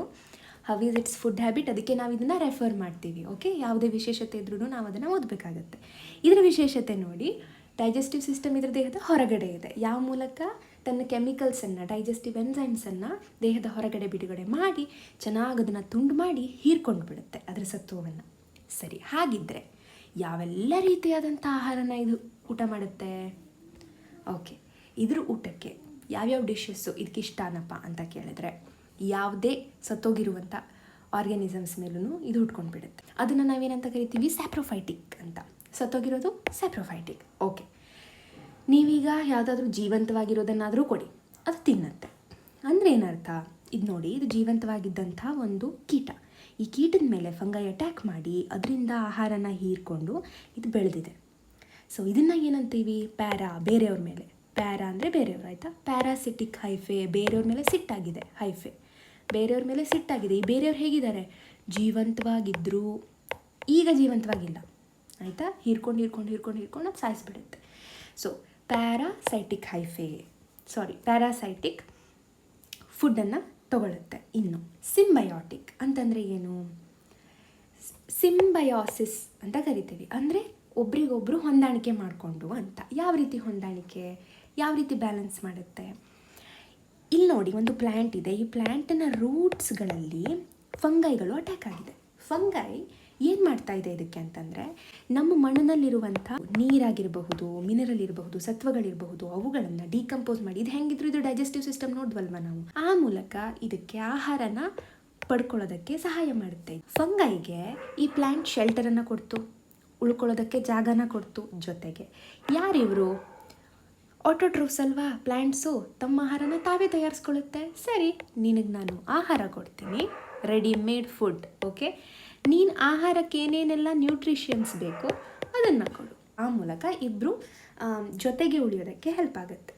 ಸೊ ಹಾಗಿದ್ರೆ ಫುಡ್ ಸೋರ್ಸನ್ನು ಯಾವ್ಯಾವುದು ಅಂತ ಹೇಳ್ಬೋದು. ನೀವು ಸತ್ತೋಗಿರೋದನ್ನಾದರೂ ಕೊಡಿ, ಬದುಕಿರೋರನ್ನಾದ್ರೂ ಕೊಡಿ, ಯಾರಾದರೂ ಒಬ್ಬರ ಜೊತೆ ಹೊಂದಾಣಿಕೆ ಮಾಡ್ಕೊಂಡು ಹೆಂಗೋ ಜೀವನ ಕಳಿಯೋಂಥದ್ರೂ ಹೇಳಿ, ಒಟ್ಟಿನಲ್ಲಿ ಬದುಕ್ತಾರೆ. ಓಕೆ, ನಾವು ರೀಪ್ರೊಡಕ್ಷನ್. ಓಕೆ, ರೀಪ್ರೊಡಕ್ಷನನ್ನು ನಾವು ನೋಡೋದಕ್ಕಿಂತ ಮುಂಚೆ ಮಕ್ಕಳೇ ಒಂದನ್ನು ಇಮ್ಯಾಜಿನ್ ಮಾಡ್ಕೊಳ್ಳಿ, ನೆನ್ಪಿಟ್ಕೊಳ್ಳಿ. ಏನಪ್ಪ ಅಂತಂದರೆ, ನಮ್ಮ ಭೂಮಿ ಸೃಷ್ಟಿಯಾದಾಗ ಸಡನ್ನಾಗಿ ನಾವು ಮನುಷ್ಯರು ಹುಡ್ಕೊಂಡ್ವಾ? ಇಲ್ಲ, ಒಂದು ಇವಲ್ಯೂಷನ್ ಅನ್ನುವಂಥ ಲಾಂಗ್ ಪ್ರೊಸೆಸ್ ನಡೆದಿದೆ. ಈ ಲಾಂಗ್ ಪ್ರೊಸೆಸ್ ನಡೆದಿದೆ ಅಂತ ಅರ್ಥ, ಇಲ್ಲಿ ವಾತಾವರಣದಲ್ಲೂ ಹಲವಾರು ಬದಲಾವಣೆಗಳು ನಡೆದಿದೆ. ಈ ವಾತಾವರಣದಲ್ಲಿ ಸಣ್ಣದಾದಂಥ ಜೀವಿಗಳಿಂದ ದೊಡ್ಡ ಜೀವಿಗಳು, ಸಡನ್ನಾಗಿ ದೊಡ್ಡ ಜೀವಿಗಳು ಯಾವುದೂ ಹುಟ್ಕೊಂಡಿಲ್ಲ ಅಲ್ವಾ. ಸೂಕ್ಷ್ಮ ಜೀವಿನ ನೋಡಿದ್ವಿ ನಾವು. ಈ ಸೂಕ್ಷ್ಮ ಜೀವಿಗಳು ಮುಂಚಿಂದ ಇದ್ದವು. ಅವುಗಳಿಂದ ಈಗ ನಾವು ದೊಡ್ಡದಾಗಿರುವಂಥ ಪ್ರಾಣಿ ಪಕ್ಷಿ ಎಲ್ಲನೂ ನೋಡ್ತಾ ಇದ್ದೀವಿ. ಹಾಗಿದ್ರೆ ಈ ಫಂಗೈಗಳು ಯಾವಾಗಿಂದ ಇದ್ದರು? ಇವರು ತುಂಬ ಹಳಬರು. ಇವ್ರದ್ದು ಫುಡ್ ಹ್ಯಾಬಿಟ್ ಆಗಿರ್ಬೋದು, ರಿಪ್ರೊಡಕ್ಷನ್ ನಿಮ್ಗೆ ವೆರೈಟಿ ಸಿಗುತ್ತೆ. ಯಾಕೆ? ಅವರಿದ್ದಂಥ ವಾತಾವರಣ, ಹಿಂದಿನ ವಾತಾವರಣದಲ್ಲಿ ಯಾವ ರೀತಿಯಾಗಿ ಅವ್ರು ರಿಪ್ರೊಡಕ್ಷನ್ ಮಾಡ್ತಿದ್ರೋ ಅದರ ಅಡ್ವಾನ್ಸ್ಡ್ ರಿಪ್ರೊಡಕ್ಷನನ್ನು ನಾವು ಇಲ್ಲಿ ನೋಡಬಹುದು. ಯಾಕೆ ಮಾಡ್ತಾರೆ ಹಾಗಿದ್ರೆ? ಈ ಅಡ್ವಾನ್ಸ್ ರಿಪ್ರೊಡಕ್ಷನ್ನ ಅವಶ್ಯಕತೆ ಏನು? ಯಾಕೆ ವೆಜಿಟೇಟಿವ್ ಆಗಿರ್ಬೋದು, ಎಸೆಕ್ಷುವಲ್ ಆಗಿರ್ಬೋದು, ಸೆಕ್ಷುವಲ್ ರಿಪ್ರೊಡಕ್ಷನ್, ಎಲ್ಲ ರೀತಿ ರಿಪ್ರೊಡಕ್ಷನನ್ನು ಯಾಕೆ ಇವರಲ್ಲಿ ನಾವು ಈ ಕಿಂಗ್ಡಮಲ್ಲಿ ನೋಡ್ತೀವಿ? ವೈ? ಬಿಕಾಸ್ ನೀವೇ ಒಂದು ಇಮ್ಯಾಜಿನ್ ಮಾಡ್ಕೊಳ್ಳಿ, ನೀವೊಂದು ವಾತಾವರಣದಲ್ಲಿದ್ದೀರಾ, ಒಂದು ಇಕೋಸಿಸ್ಟಮಲ್ಲಿ ಇದ್ದೀರಾ. ನಿಮ್ಮ ಸುತ್ತಲಿನ ಪರಿಸರದಲ್ಲಿ ಒಂದಿಷ್ಟು ಆಹಾರಗಳಿದ್ವು. ಈ ಆಹಾರನ ಹೀರ್ಕೊಂಡು ನೀವು ಬದುಕಿದ್ರಿ. ನಿಮ್ಮ ನೆಕ್ಸ್ಟ್ ಜನ್ರೇಷನ್ ಅವರು ಹೆಂಗೋ ಮಾಡಿ ಬದುಕಿದ್ರು. ಈಗ ಆ ಆಹಾರ ಅಲ್ಲಿಗೆ ಮುಗಿದು ಹೋಗಿಬಿಡುತ್ತಾ? ಅಲ್ಲಿರುವಂಥ ಆಹಾರಗಳು ಖಾಲಿ ಆಗೋದಿಲ್ವಾ? ಈ ಕಡೆ ಆಹಾರ ಖಾಲಿಯಾಗೋ ಸಾಧ್ಯತೆಯೂ ಇದೆ, ಹೌದಾ? ಜೊತೆಗೆ ವಾತಾವರಣದಲ್ಲಿ ಬದಲಾವಣೆಗಳಾಗೋ ಸಾಧ್ಯತೆಯೂ ಇದೆ. ವಾತಾವರಣದಲ್ಲಿ ಬದಲಾವಣೆ ಅಂದ್ರೇನು? ಟೆಂಪ್ರೇಚರ್ ಚೇಂಜ್ ಆಗಬಹುದು. ಇದೇ ರೀತಿ ಟೆಂಪ್ರೇಚರ್ ಇತ್ತಾ? ಮುಂಚೆನೂ 3 ಕಾಲ ಇತ್ತು ಅಂತ ಅನಿಸುತ್ತಾ ನಿಮಗೆ? ಕಾಲಗಳು ಬೇರೆ ಬೇರೆ ಆಗ್ತಾ ಇರಬಹುದು, ಅಥವಾ ಯಾವುದಾದ್ರೂ ಎಕ್ಸ್ಟ್ರೀಮ್ ಕಂಡೀಷನ್ಸ್ ಬಂದಿರಬಹುದು, ಅಥವಾ ಆ ಎಕ್ಸ್ಟ್ರೀಮ್ ಕಂಡೀಷನಿಂದ ಬ್ಯಾಲೆನ್ಸ್ಡ್ ಕಂಡೀಷನ್ ಬಂದಿರಬಹುದು. ಈ ಎಲ್ಲ ಕಂಡೀಷನಲ್ಲೂ ನೀವು ಸರ್ವೈವ್ ಆಗಬೇಕು ಅಂತಂದರೆ, ಜೊತೆಗೆ ಯಾವುದೇ ಕಂಡೀಷನ್ ಬಂದ್ರೂ ನೀವು ಹೋರಾಡಿ ಬದುಕಬೇಕು, ಮುಂದಿನ ಜನ್ರೇಷನಲ್ಲೂ ಇರಬೇಕು, ಆಹಾರನೂ ಸಿಗಬೇಕು. ಆ ಮೂಲಕ ಬದುಕಬೇಕು ಅಂತಂದರೆ ನಿಮ್ಮಲ್ಲಿರುವಂಥ ಜೆನೆಟಿಕ್ ಎಬಿಲಿಟಿ ಇದೆಯಲ್ಲ, ಅದು ತುಂಬ ಗಟ್ಟಿ ಆಗಬೇಕು. ಆ ಗಟ್ಟಿತನ ಯಾವಾಗ ಬರುತ್ತೆ? Mix of different gene. ಇದೊಂದು ಡಿಫ್ರೆಂಟ್ ಜೀನ್, ಇದೊಂದು ಡಿಫ್ರೆಂಟ್ ಜೀನ್, ಇವರಿಬ್ಬರು ಮಿಕ್ಸ್ ಆದಾಗ ತುಂಬ ಅಡ್ವಾನ್ಸ್ಡ್ ಜೀನ್ ಸಿಗುತ್ತೆ. ಆ ಮೂಲಕ ಬದುಕೋದಕ್ಕೆ ಸಹಾಯ ಆಗುತ್ತೆ. ಸರಿನಾ? ಹಾಗಾಗಿ ಫಸ್ಟಿಗೆ ಅವ್ರು ನೋಡಿ ವೆಜಿಟೇಟಿವನ್ನು ಟ್ರೈ ಮಾಡ್ತಾರೆ, ಎಸೆಕ್ಷುವಲನ್ನು ಟ್ರೈ ಮಾಡ್ತಾರೆ, ಸೆಕ್ಷುವಲನ್ನು ಕೂಡ ಮಾಡ್ತಾರೆ. ಹಾಗಿದ್ರೆ ಒಂದು ಪ್ರಶ್ನೆ ಬರ್ಬೋದು, ಈಗಲೂ ವೆಜಿಟೇಟಿವ್ ರಿಪ್ರೊಡಕ್ಷನ್ ಇರುವಂಥ ಫಂಗೈಗಳಿದೆ ಅಲ್ವಾ ಅಂತ. ಆಫ್ಕೋರ್ಸ್ ಇದ್ದಾವೆ. ಯಾಕಿದ್ದಾವೆ? ಈಗಿನ ವಾತಾವರಣದಲ್ಲಿ ಯಾವುದೆಲ್ಲ ವೆಜಿಟೇಟಿವ್ ಮಾಡಿದ್ರೂ ಬದುಕೋದಕ್ಕೆ ಸಾಧ್ಯ ಆಗುತ್ತೋ ಅಂಥವುಗಳಿದ್ದಾವೆ. ಸೊ ನಾವು ವೆಜಿಟೇಟಿವ್ ರಿಪ್ರೊಡಕ್ಷನ್ ಅಂದರೆ ಏನು? ಹಾಗಿದ್ರೆ ಜೀವಿಯ ಅದರ ಪಾರ್ಟ್ ಒಂದನ್ನು ನಾನು ತೆಗೆದು ಇನ್ನೊಂದು ಹೊಸ ಜೀವಿಯನ್ನು ಸೃಷ್ಟಿ ಮಾಡಬೇಕು. ಹೀಗೇನಾದರೂ ಮಾಡೋದಕ್ಕಾಗ್ತಾ ಇದೆ ಅಂತಂದರೆ ಅದನ್ನು ವೆಜಿಟೇಟಿವ್ ರಿಪ್ರೊಡಕ್ಷನ್ ಅಂತ ಕರಿತೀವಿ. ಈಗ ನಮ್ಮ ದೇಹದಲ್ಲಿ ಯಾವುದಾದ್ರೂ ನಾನು ನನ್ನ ಕೈಯನ್ನು ಕಟ್ ಮಾಡಿ ಇಟ್ಟೆ ಅಂತಂದರೆ ಅದೊಂದು ಹೊಸ ಜೀವಿಯಾಗಿ ಸೃಷ್ಟಿಯಾಗುತ್ತಾ? ಹೊಸದೊಂದು ಮನುಷ್ಯ ಆಗುತ್ತಾ? ಇಲ್ಲ ಅಲ್ವಾ? ಬಟ್ ಇವುಗಳನ್ನು ನೋಡಿ, ಫ್ರ್ಯಾಗ್ಮೆಂಟೇಷನ್, ಫಿಷನ್ ಮತ್ತು ಬಡ್ಡಿಂಗ್ ಅನ್ನುವಂಥ 3 ರೀತಿಯಲ್ಲಿ ಇದು ತನ್ನ ರಿಪ್ರೊಡಕ್ಷನನ್ನು ಮಾಡುತ್ತೆ, ಇನ್ನೊಂದು ಜೀವಿಗೆ ಜನ್ಮನ ಕೊಡುತ್ತೆ. ಹೇಗೆ? ಫ್ರ್ಯಾಗ್ಮೆಂಟೇಷನ್ ಅಂತಂದರೆ ಏನಿಲ್ಲ, ನೀವು ಒಂದು ಫಂಗೈನ ಹೈಫೆನ ಸ್ವಲ್ಪ ಕಟ್ ಮಾಡಿದ್ರೆ ಆಯಿತು, ಆ ಕಟ್ ಮಾಡಿರೋ ಪಾರ್ಟ್ ಹೊಸ ಜೀವಿಯಾಗಿ ಹುಟ್ಕೊಳ್ಳುತ್ತೆ. ನೆಕ್ಸ್ಟ್ ಫಿಷನ್ ಅಂತಂದರೆ ಏನು? ಈಕ್ವಲ್ ಡಿವಿಷನ್ ಆಗಬೇಕು. ನೀವು ಇದನ್ನು ಸ್ಪೆಷಲ್ಲಾಗಿ ಇವೆರಡನ್ನು ಫಂಗೈ, ಫಿಷನ್ ಮತ್ತು ಬಡ್ಡಿಂಗನ್ನು ನೀವು ಯೂನಿಸೆಲ್ಯುಲರ್ ಆರ್ಗ್ಯಾನಿಸಮ್ಸಲ್ಲಿ ನೋಡ್ಬೋದು. ಅಂದರೆ ಒಂದೇ ಸೆಲ್ ಇರುವಂಥದ್ದು. ಒಂದು ಸೆಲ್ ಇದೆ, ನನಗೆ ಇದು 2 ಸೆಲ್ ಆಗಬೇಕು. ಹೇಗಾಗುತ್ತೆ? ಇದನ್ನು ನಾನು ಈಕ್ವಲ್ ಡಿವೈಡ್ ಮಾಡಿದ್ರೆ ಆಗುತ್ತೆ ತಾನೇ. ಬಟ್ ಇಲ್ಲಿ ಕಟ್ ಮಾಡೋದಲ್ಲ, ಬದಲಿಗೆ ಒಂದು ಸೆಲ್ ಇರೋದು ಸೆಲ್ ಡಿವಿಷನನ್ನು ಹೊಂದುತ್ತೆ. ಇದೇ ಸ್ವಲ್ಪ ದೊಡ್ಡದಾಗಿ ಡಬಲ್ ಆಯಿತು. ಈ ಡಬಲ್ಲೇ ಫುಲ್ಲಾಗಿ ಹೊಸದೊಂದು ಜೀವಿಗಳು ಎರಡಾದವು. ಈ ಜೀವಿಗಳೇನಿರುತ್ತೆ, ತಾಯಿಗೆ ಆ ಡಾಟರ್ ಸೆಲ್ಸ್ ಏನಿರುತ್ತೆ ಸಿಮಿಲರ್ ಇರುತ್ತೆ, ಸೇಮ್ ಇರುತ್ತೆ ನೋಡೋದಕ್ಕೆ, ಆಯಿತಾ. ಇಲ್ಲೂ ಸಹ ನೋಡೋದಕ್ಕೆ ಸೇಮ್ ಇರ್ತವೆ, ಯಾಕಂದರೆ ಅದರದ್ದೇ ಅಲ್ವಾ, ಏನೂ ಚೇಂಜಸ್ ಇಲ್ಲ. ಇನ್ನು ಬಡ್ಡಿಂಗ್ ಅಂತಂದರೆ ಏನು? ಬಡ್ ಅಂತಂದರೆ ಹೂವಿನ ಮೊಗ್ಗಿರುತ್ತಲ್ಲ, ಆ ರೀತಿ ನೆನ್ಪಿಟ್ಕೊಳ್ಳಿ. ಮೊಗ್ಗು, ಒಂದು ಸಣ್ಣ ಮೊಗ್ಗು ಸ್ವಲ್ಪ ಹೊತ್ತಿನವರೆಗೂ ಹೂವಾಗೋ ತನಕನೂ ಅಮ್ಮನ ಜೊತೆನೇ ಇರುತ್ತೆ ಅಲ್ವಾ. ಆಮೇಲೆ ಆ ಮೊಗ್ಗು ಬಿದ್ದು ಹೋಗುತ್ತೆ. ಈ ಮೊಗ್ಗು ಈಗ ಹೊಸ ಜೀವಿಯಾಗಿ ಸೃಷ್ಟಿಯಾಗುತ್ತೆ. ಅದೇ ರೀತಿ ಒಂದು ಸೆಲ್ ಇತ್ತು ಅಂತಂದರೆ, ಒಂದು ಬಡ್ಡಿಂಗ್ ಅಂತಂದರೆ ಆ ನಿಮ್ಮ ಏನು ಹೈಫೆ ಇರುತ್ತಲ್ಲ, ಹೈಫೆ ಮೇಲೆ ಒಂದು ಸಣ್ಣ ಬಡ್ ರೂಪದಲ್ಲಿ ಬರುತ್ತೆ. ಈ ಬಡ್ ಏನು ಮಾಡುತ್ತೆ, ಇಲ್ಲಿದೆ ನೋಡಿ, ಈ ಹೈಫೆ ಮೇಲೆ ಒಂದು ಸಣ್ಣ ಬಡ್ ಬಂತು. ಈ ಬಡ್ ಏನಾಗುತ್ತೆ, ಸ್ವಲ್ಪ ಗ್ರೋತ್ ಆದ ನಂತರ ಬೀಳುತ್ತೆ ಅಥವಾ ಅದರಿಂದ ದೂರ ಹೊಂದುತ್ತೆ. ಅದಾದ ನಂತರ ತಾನೇ ಹೊಸ ಒಂದು ಇಂಡಿವಿಜುವಲ್ ಆಗಿ ಬೆಳವಣಿಗೆನ ಹೊಂದುತ್ತೆ. ಆ ಮೂಲಕ ಏನಾಯಿತು, ನನ್ನ ಹತ್ರ ಬರೀ ಒಂದು ಎ ಅನ್ನುವಂಥ ಹೈಫೆ ಇತ್ತು, ಈಗ ನನ್ನ ಹತ್ರ A' ಅನ್ನುವಂಥ ಹೈಫೆ ಇದೆ. ಇದೇ ಬೆಳೆದು ಇನ್ನೊಂದು ಮೈಸೀಲಿಯಂ ಆಗುತ್ತೆ. ಇದೊಂದು ಮೈಸೀಲಿಯಂ ಆಯಿತು, ಇದೊಂದು ಮೈಸೀಲಿಯಂ ಆಯಿತು. ಓಕೆ, ಸೊ ನಾವು ಇಲ್ಲಿ ಏನಾಗ್ತಿದೆ ನೋಡಿ, ವೆಜಿಟೇಟಿವ್ ರಿಪ್ರೊಡಕ್ಷನಲ್ಲಿ ಏನಾಗುತ್ತೆ ಅಂತಂದರೆ, ಆ ಜೀವಿ ಏನಿದೆ ಅದರದ್ದೊಂದು ಪಾರ್ಟನ್ನೇ ನೀವು ಇನ್ನೊಂದು ಜೀವಿಯಾಗಿ ಸೃಷ್ಟಿ ಮಾಡ್ತಾ ಇದ್ದೀರಾ. ಸರಿ, ಇಲ್ಲಿ ಸ್ವಲ್ಪ ಅಡ್ವಾನ್ಸ್ ಆಗಿದೆ, ಅದರ ಮೇಲೆ ಈ ಒಂದು ಎಕ್ಸ್ಟ್ರಾ ಪಾರ್ಟ್ ಹುಟ್ಕೊಂಡು ಹೊಸ ಜೀವಿ ಆಗ್ತಾ ಇದೆ. ಇದ್ರ ಇನ್ನೂ ಅಡ್ವಾನ್ಸ್ ಸ್ಟೇಜನ್ನು ನಾವು ಸೆಕ್ಚುವಲ್ ರಿಪ್ರೊಡಕ್ಷನಲ್ಲಿ ನೋಡ್ತೀವಿ. ಇಲ್ಲಿ ನೋಡಿ, ಇಲ್ಲೇನಾಯಿತು, ತಾವೇ ತಮ್ಮನ್ನು ತ್ಯಾಗ ಮಾಡಿ ಇನ್ನೊಂದು ಜೀವಿನ ಹುಟ್ಟಿಸ್ತಾ ಇದ್ರು. ಇಲ್ಲಿ ಸ್ವಲ್ಪ ಅಡ್ವಾನ್ಸ್ ಸ್ಮಾರ್ಟ್ನೆಸ್ಸನ್ನು ಯೂಸ್ ಮಾಡ್ತಾ ಇದ್ದಾರೆ. ಓಕೆ, ಇದಕ್ಕೋಸ್ಕರನೇ ಒಂದು ಸ್ಪೆಷಲ್ ಆದಂಥ ನಾವು ಪಾರ್ಟನ್ನು ರೆಡಿ ಮಾಡ್ಕೊಳ್ಳೋಣ ಅಂತ, ಆ ಕೆಲಸಕ್ಕಂತಾನೆ ಹೊಸ ಹೈಫೆ. ನನ್ನ ಹತ್ರ ನಾರ್ಮಲ್ ಮೈಸೀಲಿಯಮಲ್ಲಿ ನಾರ್ಮಲ್ ಹೈಫೆಗಳಿದ್ವು. ಈ ಹೈಫೆನಲ್ಲೂ ನಾನೊಂದು ಸ್ಪೆಷಲ್ ಹೈಫೆನ ಕ್ರಿಯೇಟ್ ಮಾಡ್ಕೊಂಡ್ಬಿಡೋದು. ಈ ಹೈಫೆ ಕೆಲಸ ಏನಪ್ಪ ಅಂತಂದರೆ, ಅದಕ್ಕೆ ಏನು ಹೊಸದೊಂದು ಜೀವಿನ ಸೃಷ್ಟಿ ಮಾಡೋದಕ್ಕೆ ಬೇಕಾಗಿರುವಂಥ ಬೀಜನ ಸೃಷ್ಟಿ ಮಾಡೋದು. ಈ ಬೀಜಗಳೇನಿರುತ್ತೆ ಅದನ್ನು ನಾವು ಸ್ಪೋರ್ಸ್ ಅಂತ ಕರಿತೀವಿ. ಈ ಸ್ಪೋರ್ಸ್ ತುಂಬ ಡಿಫ್ರೆಂಟ್ ವೆರೈಟಿಲಿರಬಹುದು. ಆ ವೆರೈಟಿ ಮೇಲೆ ನಾವು 3 ರೀತಿಯಾಗಿರುವಂಥ ಸ್ಪೋರ್ಟ್ಸನ್ನು ನೋಡ್ತೀವಿ. ಒಂದು ಕೊನಿಡಿಯೋ ಸ್ಪೋರ್ಟ್ಸ್ ಆಗಿರ್ಬೋದು, ಸ್ಪೊರಾಂಜಿಯೋ ಸ್ಪೋರ್ಟ್ಸ್ ಅಂತ ಕರಿತೀವಿ, ಅಥವಾ ಝೂ ಸ್ಪೋರ್ಟ್ಸ್ ಅಂತ ಕರಿತೀವಿ. ಈ 3ಕ್ಕೂ ಒಂದು ಸ್ಪೆಷಲ್ ಡಿಫ್ರೆನ್ಸ್ ಇದೆ. ಅಡ್ವಾನ್ಸ್ಮೆಂಟನ್ನು ನೀವು ನೋಡ್ತೀರಾ, ನೋಡೋಣವಾ? ಸೊ ಕೊನಿಡಿಯಾ ನೋಡಿ ಹೇಗಿದೆ ಅಂತಂದರೆ, ಇದಕ್ಕೆ ಒಂದು ಸ್ಪೆಷಲ್ ಆದಂಥ ಹೈಫೆ ಅಂತಂದಲ್ಲ, ಕೊನಿಡಿಯಾನ ಯಾರೆಲ್ಲ ಬಿಯರ್ ಮಾಡ್ತಾರೋ ಅಂಥ ಹೈಫೆಯನ್ನು ನಾನು ಕೊನಿಡಿಯೋ 4 ಅಂತ ಕರಿತೀನಿ. ಕೊನಿಡಿಯೋ 4 ಇದು ಸ್ಪೆಷಲೈಸ್ಡ್ ಹೈಫೆ. ಕೊನಿಡಿಯೋ 4 ಅಂತಂದರೆ ಬಿಯರರ್, ಅಂದರೆ ಅದನ್ನು ಹಿಡಿದಿಟ್ಕೊಳ್ಳುವಂಥವ್ರು ಅಥವಾ ಅದನ್ನು ಕ್ಯಾರಿ ಮಾಡ್ತಾ ಇರುವಂಥವ್ರು ಅಂತ ಅರ್ಥ, ಆಯಿತಾ? ಕ್ಯಾರಿಯರ್ ಅಂತ ಕರಿತೀವಿ. ಸೊ ಯಾರನ್ನು ಕ್ಯಾರಿ ಮಾಡ್ತಾ ಇದ್ದಾರೆ ಫೋರ್ಸು? ಕೊನಿಡಿಯಾನ. ಹಾಗಾಗಿ ಏನಂತ ಕರಿದ್ವಿ? ಕೊನಿಡಿಯೋ ಫೋರ್ಸ್. ಓಕೆ, ನಮ್ಮ ಸಸ್ಯದ ಬೀಜದ ಥರನೇ ಇಮ್ಯಾಜಿನ್ ಮಾಡ್ಕೊಳ್ಳಿ. ಆದರೆ ಈ ಬೀಜ ಹೆಂಗಿದೆ ಅಂತಂದರೆ, ಖಾಲಿ ಖುಲ್ಲ ಡೈರೆಕ್ಟ್ ಬೀಜನೇ ಪ್ರೊಡಕ್ಷನ್ ಮಾಡ್ತಾ ಇದ್ದಾರೆ. ಈ ಬೀಜಗಳು ಉದುರ್ಬಿಟ್ಟು ಇನ್ನೊಂದು ಹೊಸ ಹೈಫೆನ ಕ್ರಿಯೇಟ್ ಮಾಡುತ್ತೆ. ಒಂದು ಹೈಫೆ ಹೋಗಿ ಈಗ ಇನ್ನೊಂದು ಹೊಸ ಮೈಸಿಲಿಯಮನ್ನೇ ಕ್ರಿಯೇಟ್ ಮಾಡೋದಕ್ಕೆ ಶುರು ಮಾಡಿದೆ. ನಾವು ಈ ಕೊನಿಡಿಯಾ ಏನಿದೆ ತುಂಬ ಪ್ರಿಮಿಟಿವ್, ತುಂಬ ಹಳೇದು ಅಂತ ಯೋಚನೆ ಮಾಡಿ. ಇದು ಹೆಂಗಿದೆ ಅಂದರೆ ನಾನ್ ಮೊಟೈಲ್. ಇದು ಇನ್ನೊಂದು ಪ್ಲೇಸಿಂದ ಒಂದು ಪ್ಲೇಸಿಗೆ ಹೋಗೋದಕ್ಕಾಗಲ್ಲ. ಎಲ್ಲಿ ಉದುರು ಹೋಗುತ್ತೋ ಅಥವಾ ಗಾಳಿಗಳು ಬಂದು ಇದನ್ನು ಏನಾದರೂ ಎತ್ಕೊಂಡು ಹೋಗಿ ಬೇರೆ ಕಡೆ ಹಾಕ್ತು ಅಂತಂದರೆ ನಿಮಗೆ ಸಿಗುತ್ತೆ. ವಿಶೇಷ ಏನಪ್ಪ ಅಂತಂದರೆ, ಇಲ್ಲಿ ತನಕ ಏನಾಗಿತ್ತು, ಇಲ್ಲೆಲ್ಲ ಏನಾಗ್ತಾಯಿತ್ತು ವೆಜಿಟೇಟಿವ್ ರಿಪ್ರೊಡಕ್ಷನಲ್ಲಿ, ಒಂದೇನಿದೆ, ತಾಯಿ ತನ್ನನ್ನು ತಾನೇ ತ್ಯಾಗ ಮಾಡಿ ಅಲ್ಲಿನೇ ಹೊಸ ಜೀವಿನ ಉತ್ಪಾದನೆ ಮಾಡ್ತಾಯಿತ್ತು.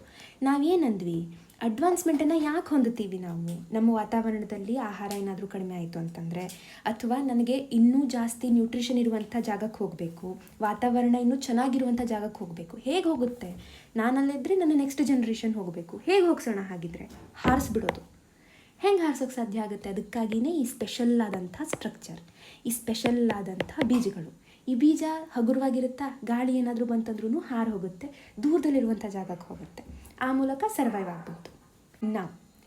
ಹಾಗಿದ್ರೆ ಸ್ಪೊರಾಂಜಿಯೋ ಸ್ಪೋರ್ಟ್ಸಲ್ಲಿ ಮತ್ತೇನಾದರೂ ಅಡ್ವಾನ್ಸ್ಮೆಂಟ್ ಇದೆಯಾ? ಇದೆ. ಯಾವ ರೀತಿ ಇದೆ ಅಂತ ನೋಡಿ. ಇದು ಹೈಫೆ ಮೇಲಿದೆ, ಸ್ಪೆಷಲ್ ಸ್ಟ್ರಕ್ಚರ್ ಕ್ರಿಯೇಟ್ ಆಯಿತು. ಆದರೆ ಇಡೀ ಬೀಜಗಳೇನಿದೆ ಅದನ್ನು ಸುತ್ತುವರೆದು ಒಂದು ಪ್ರೊಟೆಕ್ಷನ್ ಲೇಯರ್ ಕ್ರಿಯೇಟ್ ಆಗಿದೆ. ಸೊ ಸಮ್ಹೌ ಪ್ರೊಟೆಕ್ಷನನ್ನು ಮಾಡಬೇಕು ಅನ್ನೋದು ತಲೆಗೆ ಬರೋಕ್ಕೆ ಶುರುವಾಗಿದೆ ಈಗ ನಮ್ಮ ಫಂಗೈಗೆ. ಯಾವ ರೀತಿ ಪ್ರೊಟೆಕ್ಷನ್ ಮೂಲಕ ಅಂತಂದರೆ, ಸ್ಪೊರಾಂಜಿಯಾ ಅಂತ ಕರಿತೀವಿ. ಇಲ್ಲೇನಂತ ಕರೆದ್ವಿ? ಕೊನಿಡಿಯೋ ಫೋರ್ಸ್ ಅಂತ ಕರೆದ್ವಲ್ಲ. ಸೊ ಇದನ್ನು ಸ್ಪೊರಾಂಜಿಯಾ ಅಂತ ಕರಿತೀವಿ.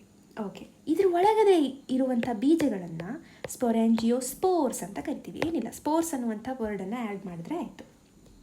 ನಾವು ಇದು ಕೂಡ non motile but having a structure that is protecting the whole, it is protecting the whole sporangiospores. ನಾವು ಝೂಸ್ಪೋರ್ಸ್ ಹೆಸರೇನಿದೆ, ಝೂ. ಯಾರೋ ಒಬ್ಬರು ತಿರುಗಾಡೋದಕ್ಕೆ ಹೋಗ್ತಾ ಇದ್ದಾರೆ, ಝೂನ ಫುಲ್ ತಿರುಗಾಡೋದಕ್ಕೆ ಹೋಗ್ತಾ ಇದ್ದಾರೆ. ಅಂದರೆ ಏನು ಇವ್ರ ವಿಶೇಷತೆ? ಮೋಟೈಲ್ ಸ್ಟ್ರಕ್ಚರ್. ಇವರು ಒಂದು ಜಾಗದಿಂದ ಇನ್ನೊಂದು ಜಾಗಕ್ಕೆ ಗಾಳಿ ಹಾರಿಸ್ಕೊಂಡು ಹೋಗ್ಬೇಕಂತ ಇಲ್ಲ, ತಾವೇ ಖುದ್ದು ನಡ್ಕೊಂಡು ಹೋಗ್ತಾರೆ. ಸೊ ನಾವು they are having special creation. So ಇವರು ಸ್ವಲ್ಪ ಅಡ್ವಾನ್ಸ್ ಆದ್ರಲ್ವ ಇವರೆಲ್ಲರಿಗಿಂತ. ಓಕೆ, ಇದನ್ನು ಯಾರು ಬಿಯರ್ ಮಾಡ್ತಾರೆ ಅಂದರೆ ಸೇಮ್ ಸ್ಪೊರೆಂಜಿಯಾ ಅಂತಲೇ ಕರಿತೀವಿ ಪ್ರೊಟೆಕ್ಷನ್ ಲೇಯರನ್ನು. ಬಟ್ ಇದೇನು ಮಾಡುತ್ತೆ ಅಂತಂದರೆ ಇದಕ್ಕೊಂದು ಸ್ಪೆಷಲ್ ಮೋಟೈಲ್ ಸ್ಟ್ರಕ್ಚರ್ ಇರುತ್ತೆ, ಹಾಗಾಗಿ ಇದನ್ನು ಝೂಸ್ಪೋರ್ಸ್ ಅಂತ ಕರಿತೀವಿ. ಓಕೆ, ಝೂಗೆ ಹೋಗೋರು ಯಾರು? ಝೂಸ್ಪೋರ್ಸ್. ಯಾಕೆ ಝೂಗೆ ಹೋಗ್ತಾರೆ? ಅವ್ರ ಹತ್ರ ಕಾಲಿದೆ. ಓಕೆ, ಅದನ್ನು ಏನು ಕರಿತೀವಿ? ಮೋಟೈಲ್ ಅಂತ. ನಾವು ಸ್ಪೊರೆಂಜಿಯೋಸ್ಪೋರ್ಸ್ ಇವೆಲ್ಲ ಬೀಜ ಆಯಿತಾ, ಇಡೀ ಮೈಸೀಲಿಯಮ್ ಅಲ್ಲ, ಬೀಜ. ಈ ಬೀಜ ಮುಂದೆ ಹೋಗಿ ಮೈಸೀಲಿಯಮ್ ಆಗಿ ಕ್ರಿಯೇಟ್ ಆಗುತ್ತೆ. ಸ್ಪೊರೆಂಜಿಯೋಸ್ಪೋರ್ಸ್ ಅಂತ ಕರಿತೀವಿ. ಅವಕ್ಕೇನಿದೆ? ಸ್ಪೊರೆಂಜಿಯಾ ಅನ್ನುವಂಥ ಕವರಿಂಗ್ ಲೇಯರ್ ಇದೆ. ಇದು ಅವುಗಳನ್ನು ಪ್ರೊಟೆಕ್ಟ್ ಮಾಡ್ತಾ ಇರುತ್ತೆ. ಯಾರನ್ನು? ಸ್ಪೊರೆಂಜಿಯೋಸ್ಪೋರ್ಸನ್ನು ಪ್ರೊಟೆಕ್ಟ್ ಮಾಡ್ತಾ ಇರುತ್ತೆ. ಇನ್ನು ನಮ್ಮ ಹತ್ರ ಕೊನಿಡಿಯಾ ಅನ್ನೋ ಸ್ಟ್ರಕ್ಚರು. ಇದು ಹೆಂಗೆ? ಅದಕ್ಕೇನಿಲ್ಲ, ಯಾವ ರಕ್ಷಣೆ ಪಿಕ್ಷಣೆ ಏನೂ ಇಲ್ಲ, ಡೈರೆಕ್ಟಾಗಿ ಬೀಜ ಉತ್ಪಾದನೆ ಆಗಿಬಿಡುತ್ತೆ. ಕೊನಿಡಿಯೋಫೋರ್ಗಳ ಮೇಲೆ ಉತ್ಪಾದನೆ ಆಗುತ್ತೆ. ಏನಿದು conidiophore? A specialized hyphae only for the production of asexual reproduction. ಆಯಿತಾ? ಸರಿ, ಎಸೆಕ್ಷುವಲ್ ಅಂತಂದರೆ ಏನಪ್ಪ ಅಂತಂದರೆ ಯಾವುದೇ ಎರಡು ಡಿಫ್ರೆಂಟ್ ಸೆಕ್ಸ್ ಆರ್ಗನ್ಸು ಇಲ್ಲಿ ರಿಪ್ರೊಡಕ್ಷನನ್ನು ಮಾಡ್ತಾ ಇಲ್ಲ, ಅಂಥದ್ದನ್ನು ನಾವು ಎಸೆಕ್ಷುವಲ್ ರಿಪ್ರೊಡಕ್ಷನ್ ಅಂತ ಕರಿತೀವಿ. ಸೊ ನಾವು ಏನೇನು ವಿಶೇಷತೆ ಬಂತು ಇವೆರಡು ರಿಪ್ರೊಡಕ್ಷನ್ನಲ್ಲಿ? ವೆಜಿಟೇಟಿವ್ ಇತ್ತು, ಇಲ್ಲಿ ಇಡೀ ಖುದ್ದು ಸೆಲ್ಲೇ ತನ್ನನ್ನು ತಾನು ಚೇಂಜ್ ಮಾಡ್ಕೊತಾ ಇತ್ತು. ಇಲ್ಲಿ ಫಿಷನಲ್ಲಿ ಡುಪ್ಲಿಕೇಶನ್ ಆಗ್ತಾಯಿತ್ತು, ಒಂದಿದ್ದ ಸೆಲ್ಲು ಇನ್ನೊಂದು ಸೆಲ್ಲಾಗಿ ಡುಪ್ಲಿಕೇಟ್ ಆಗ್ತಾಯಿತ್ತು. ಬಡ್ಡಿಂಗಲ್ಲಿ ಎಲ್ಲ ಕಡೆಯೂ ಕತ್ತರಿಸ್ಕೊತಾ ಇದ್ವು ಅಥವಾ ತನ್ನನ್ನು ತಾನೇ ಸ್ಯಾಕ್ರಿಫೈಸ್ ಮಾಡ್ತಾಯಿದ್ವು. ಸ್ಯಾಕ್ರಿಫೈಸ್ ಅನ್ನೋಕ್ಕಿಂತ ತಾಯಿನಲ್ಲಿ ಒಂದಿಷ್ಟು ಡಿಫ್ರೆನ್ಸನ್ನು ಹೊಂದ್ತಾ ಇತ್ತು. ಸೆಕ್ಷುವಲ್ ಏನಾಯಿತು? ಈ ಕೆಲಸಕ್ಕಂತಾನೆ ಒಂದು ಸ್ಪೆಷಲೈಸ್ಡ್ ಸ್ಟ್ರಕ್ಚರನ್ನು ತಂದುಕೊಂಡ್ರು. ಹಾಗಿದ್ದರೆ ಸೆಕ್ಷುವಲಲ್ಲಿ ಏನಾಗುತ್ತೆ ನೋಡೋಣ.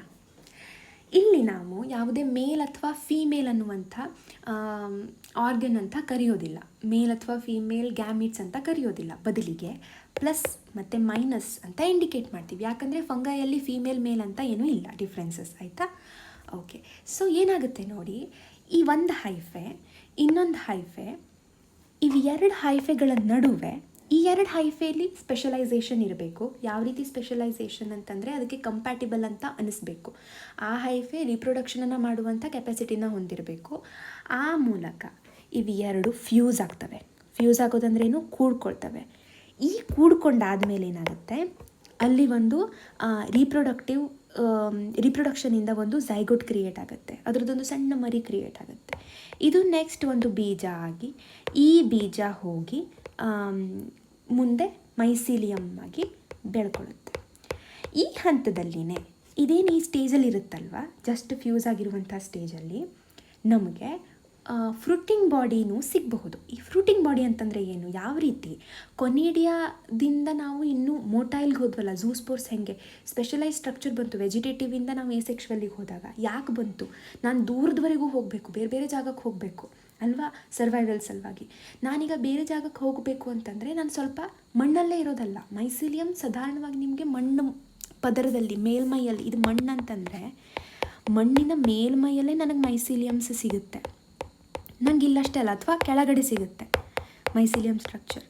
ಬರೀ ಇಲ್ಲೇ ಇದ್ದರೆ ನಾನು ಇಲ್ಲಿಂದ ಇಲ್ಲಿಗಷ್ಟೇ ಹೋಗ್ಬೋದು, ಜಾಸ್ತಿ ದೂರ ಹೋಗೋದಕ್ಕಾಗಲ್ಲ. ಅದೇ ಸ್ವಲ್ಪ ಮೇಲೆ ಬಂದರೆ ಇಲ್ಲಿಂದ ಹಾರ್ತಾ ಇರ್ತೀವಿ, ಅಥವಾ ಗಾಳಿನೋ ಯಾರೋ ಒಬ್ಬರು ಕ್ಯಾರಿ ಮಾಡ್ಕೊಂಡು ಬಿಡ್ತಾರೆ, ಯಾರೊಬ್ರು ಹೆಲ್ಪ್ ಮಾಡ್ತಾರೆ ಡ್ರೈವಿಂಗ್ ಮಾಡ್ಕೊಂಡು ಬಂದು ಅಲ್ವಾ. ಹಾಗಾಗಿ ನಾನು ಸ್ವಲ್ಪ ಎತ್ತರಕ್ಕೆ ಹೋಗಬೇಕು. ಈ ಎತ್ತರಕ್ಕೆ ಹೋದಾಗ ಒಂದು ಅಡ್ವಾಂಟೇಜ್ ಇದೆ. ಸೊ ಈ ಅಡ್ವಾಂಟೇಜನ್ನು ನಾವು ಕೊನಿಡಿಯೋಫೋರ್ ಅಂತ ಕರಿತೀವಿ. ಅಲ್ಲಿ ಕೊನಿಡಿಯಾ ಅನ್ನೋದನ್ನು ಬಿಯರ್ ಮಾಡ್ತಾ ಇತ್ತು ಅಲ್ವಾ. ಅದೇ ರೀತಿ ಸೆಕ್ಷುವಲ್ ರಿಪ್ರೊಡಕ್ಷನಿಂದ ಇಂಥದ್ದೇನಾದರೂ ಸ್ಪೆಷಲೈಸ್ಡ್ ಸ್ಟ್ರಕ್ಚರು ಮೇಲ್ಗಡೆ ಬಂತು ಅಂತ ಬಂದರೆ ಅದನ್ನು ನಾವು ಫ್ರೂಟಿಂಗ್ ಬಾಡಿ ಅಂತ ಕರಿತೀವಿ. ಓಕೆನಾ? ಈ ಫ್ರೂಟಿಂಗ್ ಬಾಡಿನೇ ನಾವು ನೋಡೋದಕ್ಕೆ ಸಿಗೋದು. ಏನದು? ಮಶ್ರೂಮ್. ನಮಗೆ ಕಾಣಿಸೋ ಮಶ್ರೂಮ್ ಏನಿದೆಯಲ್ವಾ, ಇದೇ ಫ್ರೂಟಿಂಗ್ ಬಾಡಿ. ಈ ಸ್ಟೇಜಲ್ಲಿರುವಂಥ ಅದರ ರಿಪ್ರೊಡಕ್ಷನ್ ಈ ಸ್ಟೇಜಲ್ಲಿರುವಾಗ ನಮಗೆ ಫ್ರೂಟಿಂಗ್ ಬಾಡಿ ಸಿಗುತ್ತೆ. ಈ ಮಶ್ರೂಮ್ ಒಳಗಡೆನೇ ಲೇಯರ್ಗಳಲ್ಲಿ ಇಂಥ ಬೀಜಗಳು ಕ್ರಿಯೇಟ್ ಆಗ್ತಾ ಇರುತ್ತೆ. ಅದ್ರ ಪದರಗಳಲ್ಲಿ ಸಣ್ಣ ಸಣ್ಣ ಸಣ್ಣ ಸಣ್ಣ ಮೈಕ್ರೋಸ್ಕೋಪಿಕ್ ಇರುವಂಥದ್ದು, ಸಣ್ಣದಾಗಿರುತ್ತೆ, ಕಣ್ಣಿಗೆ ಕಾಣುತ್ತೆ, ತುಂಬ ಸಣ್ಣದಾಗಿರುತ್ತೆ, ಆದರೆ ಮೈಕ್ರೋಸ್ಕೋಪಲ್ಲಿ ಇನ್ನೂ ಚೆನ್ನಾಗಿ ಕಾಣುತ್ತೆ. ಇದೇ ಮತ್ತೆ ಮುಂದೆ ಹೋಗಿ ಮೈಸಿಲಿಯಮನ್ನು ಕ್ರಿಯೇಟ್ ಮಾಡುತ್ತೆ. So this is over all ಏನಾಗ್ತಾ ಇದೆ ಅಂತ. ನೀವಿನ್ನು ಡೀಟೇಲ್ ಆಗಿ ಇದನ್ನು ನೋಡಿದ್ರೆ ಇದು ಎನಿ ಎನ್ವೈರ್ಮೆಂಟ್ ಕಂಡೀಷನಲ್ಲಿ ಅಡ್ಜಸ್ಟ್ ಮಾಡ್ಕೊಳ್ಳುವಂಥ ಕೆಪಾಸಿಟಿನ ಹೊಂದಿದೆ. ಓಕೆನಾ? ನಮಗೆ ಯಾಕೆ ಬೇರೆ ಬೇರೆ ಎನ್ವೈರ್ಮೆಂಟಲ್ಲಿ ಅಡ್ಜಸ್ಟ್ ಮಾಡೋ ಕೆಪಾಸಿಟಿ ಹೊಂದಿರಬೇಕು ಅನ್ನೋದನ್ನು ಹೇಳಿದ್ದೀನಿ.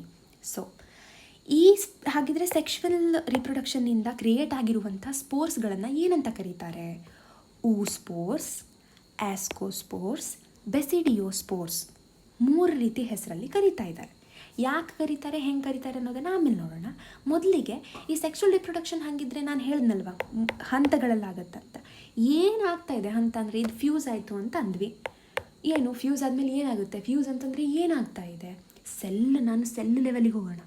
ನೋಡಿ, ಇಲ್ಲಿ ಒಂದು ಸೆಲ್ ಅಲ್ವಾ, ನೋಡಿ ಸೆಪ್ಟೆ ಸಪ್ರೇಟ್ ಮಾಡಿದೆ, ಇದೊಂದು ಸೆಪ್ಟೆ ಸಪ್ರೇಟ್ ಮಾಡಿದೆ. ಸೊ ಇದೊಂದು ಸೆಲ್ ಆಯಿತು, ಇದೊಂದು ಸೆಲ್ ಆಯಿತು. ಈ ಸೆಲ್ ಕೂಡ್ತಾ ಇದೆ ಅಂತಂದರೆ ಏನಾಗುತ್ತೆ? ಸರಿ, ಈ ಮುಂದುವರಿಯುವಂಥ ಈ ಸ್ಟೇಜ್ಗಳಿದೆಯಲ್ಲ, ಇದನ್ನು ನಾವು 3 ಹಂತದಲ್ಲಿ ಹೇಳ್ಬೋದು. ಒಂದು ಪ್ಲಾಸ್ಮೋಗ್ಯಾಮಿ, ಕ್ಯಾರಿಯೋಗ್ಯಾಮಿ ಆ್ಯಂಡ್ ಮಿಯೋಸಿಸ್. ಓಕೆ, ಶಬ್ದಗಳನ್ನು ನೋಡಿ ಹೆದರೋ ಅವಶ್ಯಕತೆ ಇಲ್ಲ. ಓಕೆ, ಪ್ಲಾಸ್ಮೋ ಅಂತಂದರೆ ಏನು? ಡಿವೈಡ್ ಮಾಡಿ ಶಬ್ದ ಕೊಟ್ಟು ಕೂಡಲೇ. ಪ್ಲಾಸ್ಮೋಗ್ಯಾಮಿ ಅಂತಂದರೆ ನಾವೇನು ನೋಡಿದ್ವಿ ಮಕ್ಕಳ? ಇದೊಂದು ಹೈಫೆ ಸ್ಟ್ರಕ್ಚರು, ಇದೊಂದು ಹೈಫೆ ಸ್ಟ್ರಕ್ಚರು, ಇವೆರಡು ಫ್ಯೂಸ್ ಆಗ್ತಾ ಇದೆ. ಅಂದರೆ 2 ಸೆಲ್ ಫ್ಯೂಸ್ ಆಗ್ತಾ ಇದೆ. ಓಕೆ, ನಾನು ಸೆಲ್ ಲೆವೆಲ್ಲಿಗೆ ಬರ್ತೀನಿ ಹಾಗಿದ್ರೆ. ಓಕೆ, ಇದೊಂದು ಜೀವಕೋಶ, ಇದೊಂದು ಜೀವಕೋಶ. ಈ ಜೀವಕೋಶದಲ್ಲಿ ಏನಿದೆ ಹಾಗಿದ್ರೆ? ಪ್ರೋಟೋಪ್ಲಾಸಮ್ ಅನ್ನೋದಿದೆ. ಈ ಪ್ರೋಟೋಪ್ಲಾಸಮ್ ಏನಿದೆ ಅಲ್ಲ, ನೀರಿನಂಥ ಜೆಲ್ಲಿ ಲೈಕ್ ಸ್ಟ್ರಕ್ಚರು, ಇವೆರಡು ಫಸ್ಟ್ ಫ್ಯೂಸ್ ಆಗುತ್ತೆ. ಅದನ್ನು ಪ್ಲಾಸ್ಮೋಗ್ಯಾಮಿ ಅಂದರು. ಇದಾದ ನಂತರ ನ್ಯೂಕ್ಲಿಯ ಇರುತ್ತಲ್ಲ, 2 ಸೆಲ್ ಅಂದರೆ ನ್ಯೂಕ್ಲಿಯಸ್ ಇರಲೇಬೇಕಾ? ಇವೆರಡು ಹತ್ತಿರ ಬಂದಿದೆ. ಫಸ್ಟ್ ಇವೆರಡು ಹತ್ತಿರ ಬರುತ್ತೆ ಒಬ್ವಿಯಸ್ಲಿ, ಇನ್ನೂ ನ್ಯೂಕ್ಲಿಯಸ್ ಇಲ್ಲೇ ಇವೆ. ಓಕೆ, ಇವೆರಡು ಹತ್ತಿರ ಬಂದ ಕೂಡಲೇ ಫುಲ್ ಫ್ಯೂಸ್ ಆಗಿ ದೊಡ್ಡದಾದವು. ಓಕೆ, ಹಾಗಿದ್ರೆ ನ್ಯೂಕ್ಲಿಯಸ್ಸು ಹತ್ತಿರ ಬಂತು. ಆವಾಗ ಇವೆರಡು ಉಳ್ಕೊಂತು. ಇದೇನಾದರೂ ಫ್ಯೂಸ್ ಆಗುತ್ತಲ್ಲ, ಈ ಹಂತನ ನಾವು ಕ್ಯಾರಿಯೋಗ್ಯಾಮಿ ಅಂತ ಕರಿತೀವಿ. ಈ ಕ್ಯಾರಿಯೋಗ್ಯಾಮಿ ಆದಾಗ ಒಂದು ದೊಡ್ಡ ಸೆಲ್ ಆಗಿದೆ ನಮಗೆ, 2 ಸೆಲ್ ಸೇರಿ ಒಂದು ದೊಡ್ಡ ಸೆಲ್ಲು, ಒಂದು ದೊಡ್ಡ ನ್ಯೂಕ್ಲಿಯಸ್ ಇದೆ. ಇವೆಲ್ಲ ಡಿವೈಡ್ ಆಗಿ ಈಗ ನಮಗೆ ಹೆಂಗೆ ಬೇಕು ಒಂದೊಂದೊಂದೊಂದೊಂದೇ ಸಿಗಬೇಕು, ಸಣ್ಣ ಸಣ್ಣ ಬೀಜ ಹುಟ್ಕೋಬೇಕಲ್ವ. ಅದನ್ನು ನಾವು ಮಿಯೋಸಿಸ್, ಆ ಡಿವಿಷನನ್ನು ಮಿಯೋಸಿಸ್ ಅಂತ ಕರಿತೀವಿ. ನಾನು ಇದನ್ನ ಇನ್ನೂ ಈಸಿ ನಿಮಗೆ ನೆನಪಿಟ್ಕೊಳ್ಳೋದಕ್ಕೆ ಹೇಳ್ತೀನಿ. ಇಮ್ಯಾಜಿನ್ ಒಂದು ಬಲೂನಲ್ಲಿ. ಓಕೆ, ನಾನು ಆ ಬಲೂನ್ ಹೆಂಗಿದೆ ಅಂತಂದರೆ ಅದು ಸೆಲ್ ಆಯಿತಾ ನಮ್ಮದು. ಓಕೆ, ಈ ಬಲೂನಲ್ಲಿ ನಾನು ನೀರು ತುಂಬಿಸಿರುವಂಥ ಬಲೂನು, ಆ ನೀರೊಳಗಡೆ ಒಂದಿಷ್ಟು ನಮ್ಮ ಬೆಂಡು ಚೂರು, ಝರಿ ಇಂಥವೆಲ್ಲ ಇರುತ್ತಲ್ಲ, ಅಂಥದ್ದನ್ನು ಡಿಸೈನಿಗೆ ಅಂತ ಹಾಕಿದ್ದೀವಿ ಅಂತ ಅಂದ್ಕೊಳ್ಳಿ. ಇದನ್ನು ಬಲೂನ್ ಅಂತ ತೊಗೊಂಡ್ರೆ ಇದರ ಹೊರ ಪದರ ಏನಿದೆ, ಬಲೂನಿನ ಹೊರಗಡೆ ಸ್ಟ್ರಕ್ಚರ್ ಇರುತ್ತಲ್ಲ, ರಬ್ಬರ್ ಸ್ಟ್ರಕ್ಚರ್, ಅದನ್ನು ನಾವು ಪ್ಲಾಸ್ಮಾ ಮೆಂಬ್ರೇನ್ ಅಂತ ಕರಿತೀವಿ. ಓಕೆ, ಇದರ ಒಳಗಡೆ ನನಗೆ ನೀರು ಹಾಕಿದ್ವಿ ಅಂತ ಹೇಳಿದ್ನಲ್ಲ, ಆ ನೀರನ್ನು ನೀವು ಸೈಟೋಪ್ಲಾಸಮ್ ಅಂತ ಹೇಳ್ಬೋದು. ಆ ಸೈಟೋಪ್ಲಾಸಮ್ ಒಳಗಡೆ ಯಾವೆಲ್ಲ ಈ ಮೈಟೋಕಾಂಡ್ರಿಯಾ, ಗಾಲ್ಗಿ ಅಪರೇಟಸ್ ಆಗಿರ್ಬೋದು, ರೈಬೋಸೋಮ್ಸ್ ಆಗಿರ್ಬೋದು, ಅಥವಾ ನ್ಯೂಕ್ಲಿಯಸ್ ಆಗಿರ್ಬೋದು, ಇವೆಲ್ಲ ಬೆಂಡು ಚೂರುಗಳು. ಆಯಿತಾ? ಈ ಬೆಂಡು ಚೂರುಗಳೇನು ಹಾಕಿದ್ದೀವಿ, ಇವಿಷ್ಟುಗಳು ನಮ್ಮ ನ್ಯೂಕ್ಲಿಯರ್ ಸ್ಟ್ರಕ್ಚರಲ್ಲಿರುವಂಥ ಎಲ್ಲ ಮೆಂಬರ್ಸು. ನಾವು ಈ ಬಲೂನಿನ ಹೊರಪದರನ ಬಿಟ್ಟು ಆ ನೀರು ಮತ್ತು ನೀರಿನ ಜೊತೆ ಬಲೂನಿನ ಒಳಗಡೆ ಇರುವಂಥ ಎಲ್ಲ ಮಟೀರಿಯಲನ್ನು ಸೇರಿ ಪ್ರೋಟೋಪ್ಲಾಸಮ್ ಅಂತ ಕರೀತಾರೆ. ಈ ಹೊರಪದರ ಏನಿದೆ, ಬಲೂನಿನ ಹೊರಪದರ, ಇದು ಪ್ಲಾಸ್ಮಾ ಮೆಂಬ್ರೇನ್. ಆಯಿತಾ? ಓಕೆ, ಯಾವಾಗ ನಾನು 2 ಬಲೂನನ್ನು ಫ್ಯೂಸ್ ಮಾಡ್ತೀನಿ, ಇವೆರಡು ಹತ್ತಿರ ಬಂದು ಇದ್ರ ಲೇಯರಲ್ಲಿರುವಂಥ ಈ ಒಳಗಿನ ಲಿಕ್ವಿಡ್ ಏನಿದೆಯಲ್ಲ ಲೇಯರ್ಸು, ಈ ಲಿಕ್ವಿಡ್ಗಳು 2 ಮರ್ಜ್ ಆಗಿ ಫ್ಯೂಸ್ ಆಗುತ್ತೆ. ಸೊ ದಸ್ ಒಂದು ದೊಡ್ಡ ಬಲೂನ್ ಕ್ರಿಯೇಟ್ ಆಗುತ್ತೆ. ಈಗ ಈ ಬಲೂನ್ ಏನಾಯಿತು, ಇದರಲ್ಲಿರುವಂಥ ಎಲ್ಲ ಮಟೀರಿಯಲ್ಸು ಈಗ ಹತ್ತಿರ ಬಂದವು. ಈ ಮಟೀರಿಯಲ್ ಇದ್ದಂಥ ನ್ಯೂಕ್ಲಿಯಸ್ ಯಾವಾಗ 2 ಹತ್ತಿರ ಬಂದು ಫ್ಯೂಸ್ ಆಗಿ ನನಗೆ ಈ ದೊಡ್ಡ ಬಲೂನ್ ಕ್ರಿಯೇಟ್ ಆಗಿದೆಯಲ್ಲ, ಇದರಲ್ಲೊಂದು ದೊಡ್ಡ ನ್ಯೂಕ್ಲಿಯಸ್ ಕ್ರಿಯೇಟ್ ಆಗುತ್ತೋ, ಈ ರೀತಿ ಆಗೋದನ್ನು ನಾವು ಕ್ಯಾರಿಯೋಗ್ಯಾಮಿ ಅಂತ ಕರಿತೀವಿ. ಓಕೆ, ಇದ್ರ ನೆಕ್ಸ್ಟ್ ಆಗೋದೆ ಮಿಯೋಸಿಸ್. ಓಕೆ, ಪ್ಲಾಸ್ಮೋ ಅಂತಂದರೆ ಏನು? ಪ್ರೋಟೋಪ್ಲಾಸಮ್. ಗ್ಯಾಮಿ ಅಂತಂದರೆ ಏನು? ಮ್ಯಾರೇಜ್ ಅಂದರೆ ಕೂಡೋದು. ಓಕೆ, ಯಾವಾಗ 2 ಮೋಟೈಲ್ ಅಥವಾ ನಾನ್ ಮೋಟೈಲ್ ಗ್ಯಾಮೀಟ್ಗಳ ಪ್ರೋಟೋಪ್ಲಾಸಮ್ಗಳು, ಆಯಿತಾ, ಪ್ರೋಟೋಪ್ಲಾಸಮ್ಗಳು ಫ್ಯೂಸ್ ಆಗ್ತವೋ ಆ ಹಂತವನ್ನು ನಾವು ಪ್ಲಾಸ್ಮೋಗ್ಯಾಮಿ ಅಂತ ಕರಿತೀವಿ. ಸರಿ, ಅರ್ಥ ಆಗಿದೆ ಅಂತ ಭಾವಿಸ್ತೀನಿ. ನಾವು ಇದರಲ್ಲಿ ಬರುವಂಥ ಸಬ್ಸ್ಟೇಜನ್ನೇ ನಾವು ಡೈಕ್ಯಾರಿಯೋಫೇಸ್ ಅಂತ ಕರಿತೀವಿ. ನೋಡಿ, ಕ್ಯಾರಿಯೋ ಅಂತಂದರೆ ನಾವೇನು ಹೇಳ್ತಾ ಇದ್ವಿ? ನ್ಯೂಕ್ಲಿಯಸ್ಸನ್ನೇ ನಾವು ಕ್ಯಾರಿಯಾನ್ ಅಂತ ಕರಿತೀವಿ. Okay, so dikaryon phase. Di ಅಂತಂದರೆ ಏನು? ಎರಡು ನ್ಯೂಕ್ಲಿಯಸ್ ಇರುವಂಥ ಸ್ಟೇಟ್. ಇದನ್ನು ಡೈಕ್ಯಾರಿಯೋಫೇಸ್, ಇಂಥ ಸ್ಟೇಜನ್ನು, ಇಂಥ ಫೇಸನ್ನು ನಾವು ಡೈಕ್ಯಾರಿಯೋಫೇಸ್ ಅಂತ ಕರಿತೀವಿ. ನಾವು ಕ್ಯಾರಿಯೋ ಅಂತಂದರೆ ನ್ಯೂಕ್ಲಿಯಸ್, ಗ್ಯಾಮಿ ಅಂತಂದರೆ marriage. Fusion of 2 nucleus is called karyogamy. ಈ ಹಂತನ ಕ್ಯಾರಿಯೋಗ್ಯಾಮಿ ಅಂತ ಕರಿತೀವಿ. ಓಕೆ, ತದನಂತರದಲ್ಲಾಗುವಂಥದ್ದು ಮಿಯಾಸಿಸ್. ಯಾಕೆ ಮಿಯಾಸಿಸ್ ಆಗಬೇಕು? ನೋಡಿ, ನಮ್ಮ ದೇಹದಲ್ಲಿರುವಂಥ ಟೋಟಲ್ ಕ್ರೋಮೋಸೋಮ್ ಸಂಖ್ಯೆ ಎಷ್ಟು? ಕ್ರೋಮೋಸೋಮ್ ಅಂತಂದರೆ ಜೆನೆಟಿಕ್ ಮಟೀರಿಯಲ್. ಅದರಲ್ಲೇ ನಿಮ್ಮ ಎಲ್ಲ ಜೀನ್ಸು, ನೀವು ಹೆಂಗೆ ಕಾಣಬೇಕು, ನಿಮಗೆಷ್ಟು, ನಿಮ್ಮಲ್ಲಿ ಮೆಲನಿನ್ ಪ್ರಮಾಣ ಯಾವ ರೀತಿ ಇರಬೇಕು, ಮೆಲ್ಟೋನಿನ್ ಪ್ರಮಾಣ ಯಾವ ರೀತಿ ಇರಬೇಕು, ನಿಮ್ಮ ದೇಹದ ಸ್ಟ್ರಕ್ಚರ್ ಹೆಂಗಿರಬೇಕು, ಇವೆಲ್ಲವನ್ನು ಡಿಸೈಡ್ ಮಾಡೋದು ನಮ್ಮ ಜೆನೆಟಿಕ್ ಮಟೀರಿಯಲ್ ಅಲ್ವಾ. ಯಾವುದದು ಜೆನೆಟಿಕ್ ಮಟೀರಿಯಲ್ ಅಂದರೆ ಕ್ರೋಮೋಸೋಮ್. ಓಕೆ, ಈ ಕ್ರೋಮೋಸೋಮ್ಸ್ ನಮ್ಮಲ್ಲಿ ಎಷ್ಟಿರುತ್ತೆ? 46 ಕ್ರೋಮೋಸೋಮ್ಸ್ಗಳಿರ್ತವೆ. 46 ಅಂದರೆ 23 ಪೇರ್ ಆಫ್ ಕ್ರೋಮೋಸೋಮ್, 23 ಜೋಡಿ, ಇದೊಂದು, ಆಯಿತಾ. ಜೋಡಿಯಲ್ಲಿ ನಮ್ಮ ಕ್ರೋಮೋಸೋಮ್ಗಳಿರ್ತವೆ. ಅಂದರೆ ಏನರ್ಥ? ಇದನ್ನು ಇನ್ನೂ ಈಸಿಯಾಗಿ ಹೆಂಗೆ ಹೇಳೋದು? 2n ರೂಪದಲ್ಲಿ ಇರುತ್ತೆ. ಡಿಪ್ಲಾಯ್ಡ್ ಅಂತ ಕರಿತೀವಿ. ಡಿಪ್ಲಾಯ್ಡ್. ಡೈ ಅಂದರೆ 2. ಓಕೆ, 2n ಅಂತಂದರೆ 2 × 23 ಎಷ್ಟಾಯಿತು? 46. ಟೋಟಲ್ ಕ್ರೋಮೋಸೋಮ್ಗಳೆಷ್ಟು? 46. ಎಷ್ಟು ಪೇರಲ್ಲಿದ್ದಾವೆ? ಎಷ್ಟು ಜೋಡಿ? ಇದರ ಅರ್ಥ ಜೋಡಿ. ಎಷ್ಟಾಗುತ್ತೆ? 23. ಸೊ 23 ಜೋಡಿ ರೂಪದಲ್ಲಿ ನಮ್ಮಲ್ಲಿ ಕ್ರೋಮೋಸೋಮ್ಸ್ ಇದ್ದರೆ ನಾವು ಅಂಥ ಹಂತನ ಡಿಪ್ಲಾಯ್ಡ್ ಅಂತ ಕರಿತೀವಿ. ಇದನ್ನು ರಿಪ್ರೆಸೆಂಟ್ ಹೇಗೆ ಮಾಡೋದು? 2n ಅಂತ. ಅದೇನಾದರೂ ಬರೀ n ಹಂತದಲ್ಲಿ, ಅಂದರೆ 23 ಕ್ರೋಮೋಸೋಮ್ ಇತ್ತು ನಮ್ಮ ಹತ್ರ ಅಂತಂದರೆ ಅದನ್ನು ಹೆಪ್ಲಾಯ್ಡ್ ಅಂತ ಕರಿತೀವಿ. ಈಗ ನಮ್ಮ ಹೈಫೆಗಳಿದ್ವಲ್ಲ, ಇವೆಲ್ಲನೂ ಇರೋ ರೂಪ ಯಾವುದು ಅಂತ ಕೇಳಿದ್ರೆ ಹೆಪ್ಲಾಯ್ಡ್ ರೂಪದಲ್ಲಿ. ಅವು ಡಿಪ್ಲಾಯ್ಡ್ ರೂಪದಲ್ಲಿ ಇರೋದಿಲ್ಲ. ಓಕೆ, ಹಾಗಿದ್ರೆ ಅದ್ರ ಇಡೀ ಬಾಡಿ ಇರೋದೇ ಹೆಪ್ಲಾಯ್ಡ್ ಆಗಿ ಕೇವಲ n ರೂಪದಲ್ಲಿ ಇರುತ್ತೆ. 23 ಅಲ್ಲ, ಅಂದರೆ ನಮ್ಮ ಮನುಷ್ಯರಲ್ಲಿ 23 ಪೇರಲ್ಲಿರುತ್ತೆ. ಇಲ್ಲಿ ನಂಬರ್ ಚೇಂಜ್ ಆಗಬಹುದು, ಅದರ ಜೆನೆಟಿಕ್ ನಂಬರ್ ಚೇಂಜ್ ಇರುತ್ತೆ. ಸೊ ಫಂಗೈಗಳದ್ದು ಮತ್ತೆ ಚೇಂಜ್ ಆಗಬಹುದು. ಇವರಲ್ಲಿರೋದು n ರೂಪದಲ್ಲಿ. ಈಗೇನಾಗಿದೆ? ನಾನು 2 ನ್ಯೂಕ್ಲಿಯಸನ್ನು ಫ್ಯೂಸ್ ಮಾಡಿದ್ದೀನಿ, ಪ್ಲಾಸ್ಮೋಗ್ಯಾಮಿಗಳು ಫ್ಯೂಸ್ ಆಗಿದೆ. ಇವಾಗ ಇದು 2n ರೂಪಕ್ಕೆ ಬಂದಿದೆ. ಈ 2n ಅನ್ನು ನಾನು ಡಿವೈಡ್ ಮಾಡಿದಾಗ ನನಗೆ ಮತ್ತೆ n ಹಂತದಲ್ಲಿರುವಂಥವೇ ಸಿಗ್ತವೆ. ಇದು ನೋಡಿ, ಪೇರಲ್ಲ, ಇದು ಹೈಫೆ ಪ್ಲಸ್ಸಿಂದ, ಇದು ಹೈಫೆ ಮೈನಸ್ಸಿಂದ. ಓಕೆನಾ? ಇದು ಹೈಫೆ ಪ್ಲಸ್ಸಿಂದ ಬಂದಿದೆ ಆ್ಯಂಡ್ ಇದು ಹೈಫೆ ಮೈನಸ್ಸಿಂದ ಬಂದಿದೆ.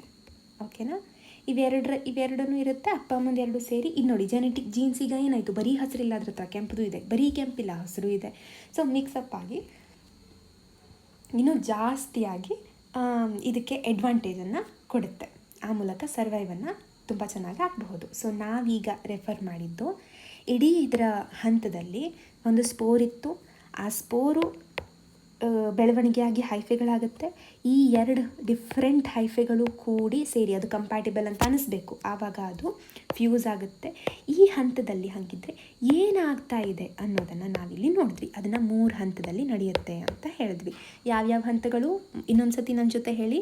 ಪ್ಲಾಸ್ಮೋಗ್ಯಾಮಿ ಅಂತಂದರೆ 2 ಮೋಟೈಲ್ ಆರ್ 2 ನಾನ್ ಮೋಟೈಲ್ ಗ್ಯಾಮಿಟ್ಸ್ಗಳ ಪ್ರೋಟೋಪ್ಲಾಸಮ್ಗಳು ಫ್ಯೂಸ್ ಆದರೆ ನಾವು ಪ್ಲಾಸ್ಮೋಗ್ಯಾಮಿ ಅಂತ ಕರಿತೀವಿ. ಇನ್ನು ಆ ಫ್ಯೂಸ್ಡ್ ಪ್ರೋಟೋಪ್ಲಾಸಮ್ಗಳೇನಿದೆ, ಇದರಿಂದ ನಮಗೆ ಫ್ಯೂಷನ್ ಆಫ್ 2 ನ್ಯೂಕ್ಲಿಯೈ ಏನಾದರೂ ಆದಾಗ ಅದರ ನೆಕ್ಸ್ಟ್ ಹಂತದಲ್ಲಿ ಅದನ್ನು ನಾವು ಕ್ಯಾರಿಯೋ ಅಂದರೆ ನ್ಯೂಕ್ಲಿಯಸ್ಸು, ಗ್ಯಾಮಿ ಅಂತಂದರೆ fusion. So fusion of 2 nuclei, karyogamy. And ಇದನ್ನು ನೆಕ್ಸ್ಟ್ ಹಂತ ಮಯಾಸಿಸ್. ಇಲ್ಲಿ ಡಿವಿಷನ್ ಆಗುತ್ತೆ, ಸೆಲ್ ಡಿವಿಷನ್ ಆಗುತ್ತೆ.